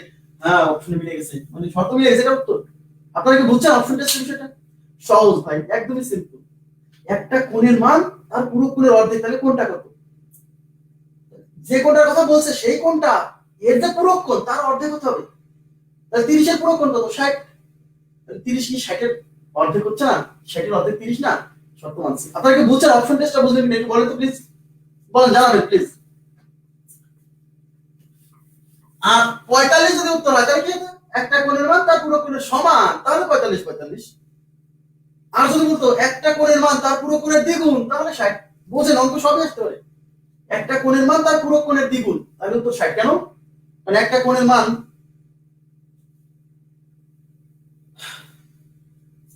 একটা কোণ তার পূরক কোণের অর্ধেক। কোণটা কত? তাহলে কোণটা যদি 30 হয়, 30 এর পূরক কোণ কত? 60 না? তাই এই কোণটা কি, তা এই 30 এর যে পূরক কোণ 60, এই 60 এর কি অর্ধেক হচ্ছে না 30? অঙ্কে তো এটাই বলা আছে যে একটা কোণের মান তার যে পূরক কোণ সেই পূরক কোণের অর্ধেক। 30 60 এর অর্ধেক বলে তো এটা উত্তর। জি। আচ্ছা, এবার নেক্সট কোশ্চেনটা দেখেন। আচ্ছা 5 নাম্বার। আচ্ছা 5 নাম্বার তো নাই, এবার ত্রিভুজ। এবার ত্রিভুজ, ত্রিভুজ। আচ্ছা এবার মনোযোগ দিয়ে ত্রিভুজে চলে আসছি আমরা। কতটুকু পড়াতে পারি দেখি। আচ্ছা ত্রিভুজ আপনারা বুঝতে পারছেন যে তিনটি রেখা দ্বারা, তিনটি রেখাংশ দ্বারা আবদ্ধ চিত্রকে ত্রিভুজ বলে। হ্যাঁ, তিনটি রেখাংশ, এই ত্রিভুজের তিনটা রেখাংশ থাকবে। এই ত্রিভুজের এই যে তিনটা রেখাংশ, এ বি সি একটা ত্রিভুজ, এই এ বি সি ত্রিভুজের এ বি একটা রেখাংশ, বি সি একটা রেখাংশ, এ সি একটা রেখাংশ, তাহলে এই তিনটা রেখাংশ দ্বারা আবদ্ধ যে চিত্র এটাকে বলছে ত্রিভুজ। আচ্ছা মনোযোগ দেন প্লিজ। এই রেখাংশগুলোকে, এই যে একটা, এই যে একটা, এই যে একটা, এগুলোকে বলে ত্রিভুজের বাহু। ত্রিভুজের বাহু, হ্যাঁ, এই রেখাংশগুলোকে বলে ত্রিভুজের বাহু। আচ্ছা ত্রিভুজের বাহু। আচ্ছা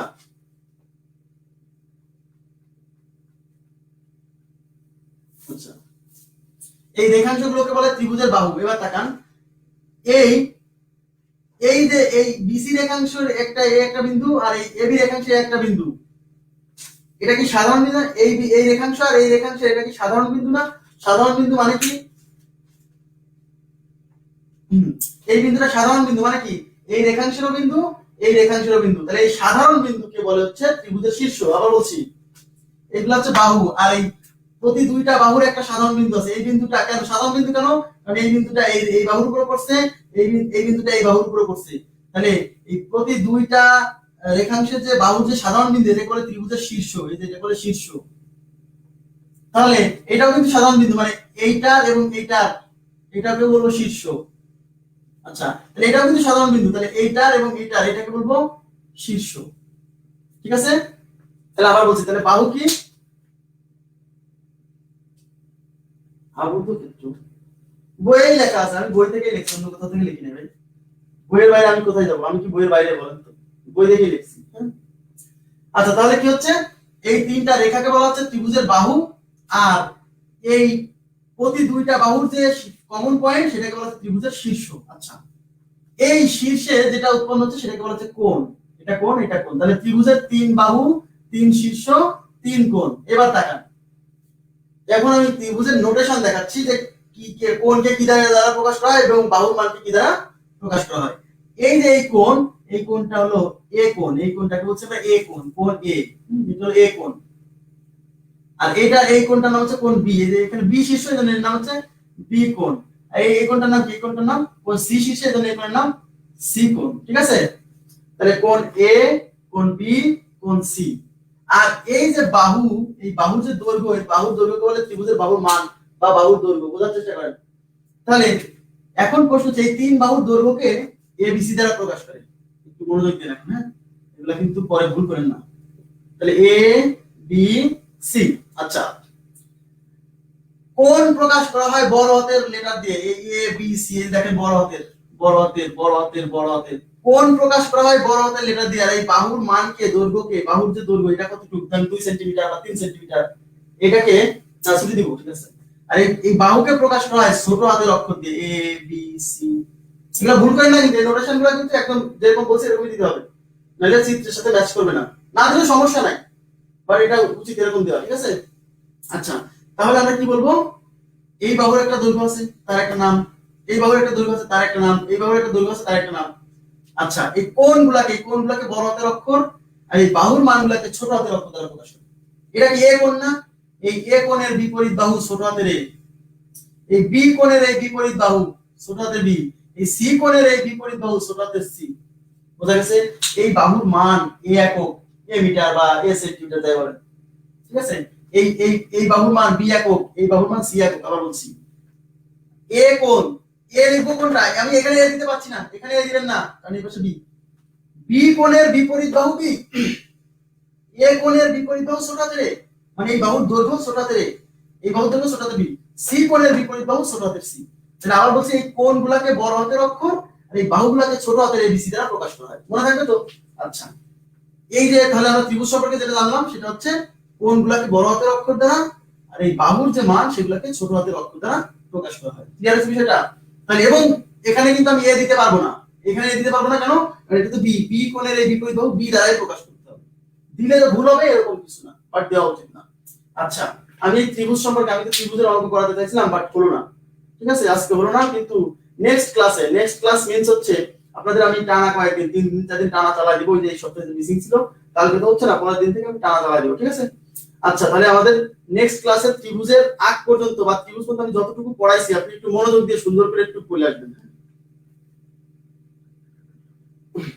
আচ্ছা আচ্ছা, একটু মনোযোগ দিয়ে একটু পড়ে আসবেন এবং নেক্সট ক্লাসে আমি আসলে আজকে আমার খুব দারুণ অঙ্ক করানোর কথা ছিল, আপনি এরপরে পিডিএফ খুলে দেখবেন, এরপরে যে অঙ্কগুলো আছে আপনার দেখলেই ক্লাস করতে ইচ্ছা করবে ইনশাআল্লাহ, আমি আশা করছি। হ্যাঁ, মনোযোগ দিয়ে একটু পড়ে আসবেন, তাহলে আমি সামনের ক্লাসটা ইনশাআল্লাহ খুব দারুণ ভাবে নিতে পারবো। ভালো থাকবেন সবাই, আজকের মতো এই পর্যন্তই, শুভরাত্রি।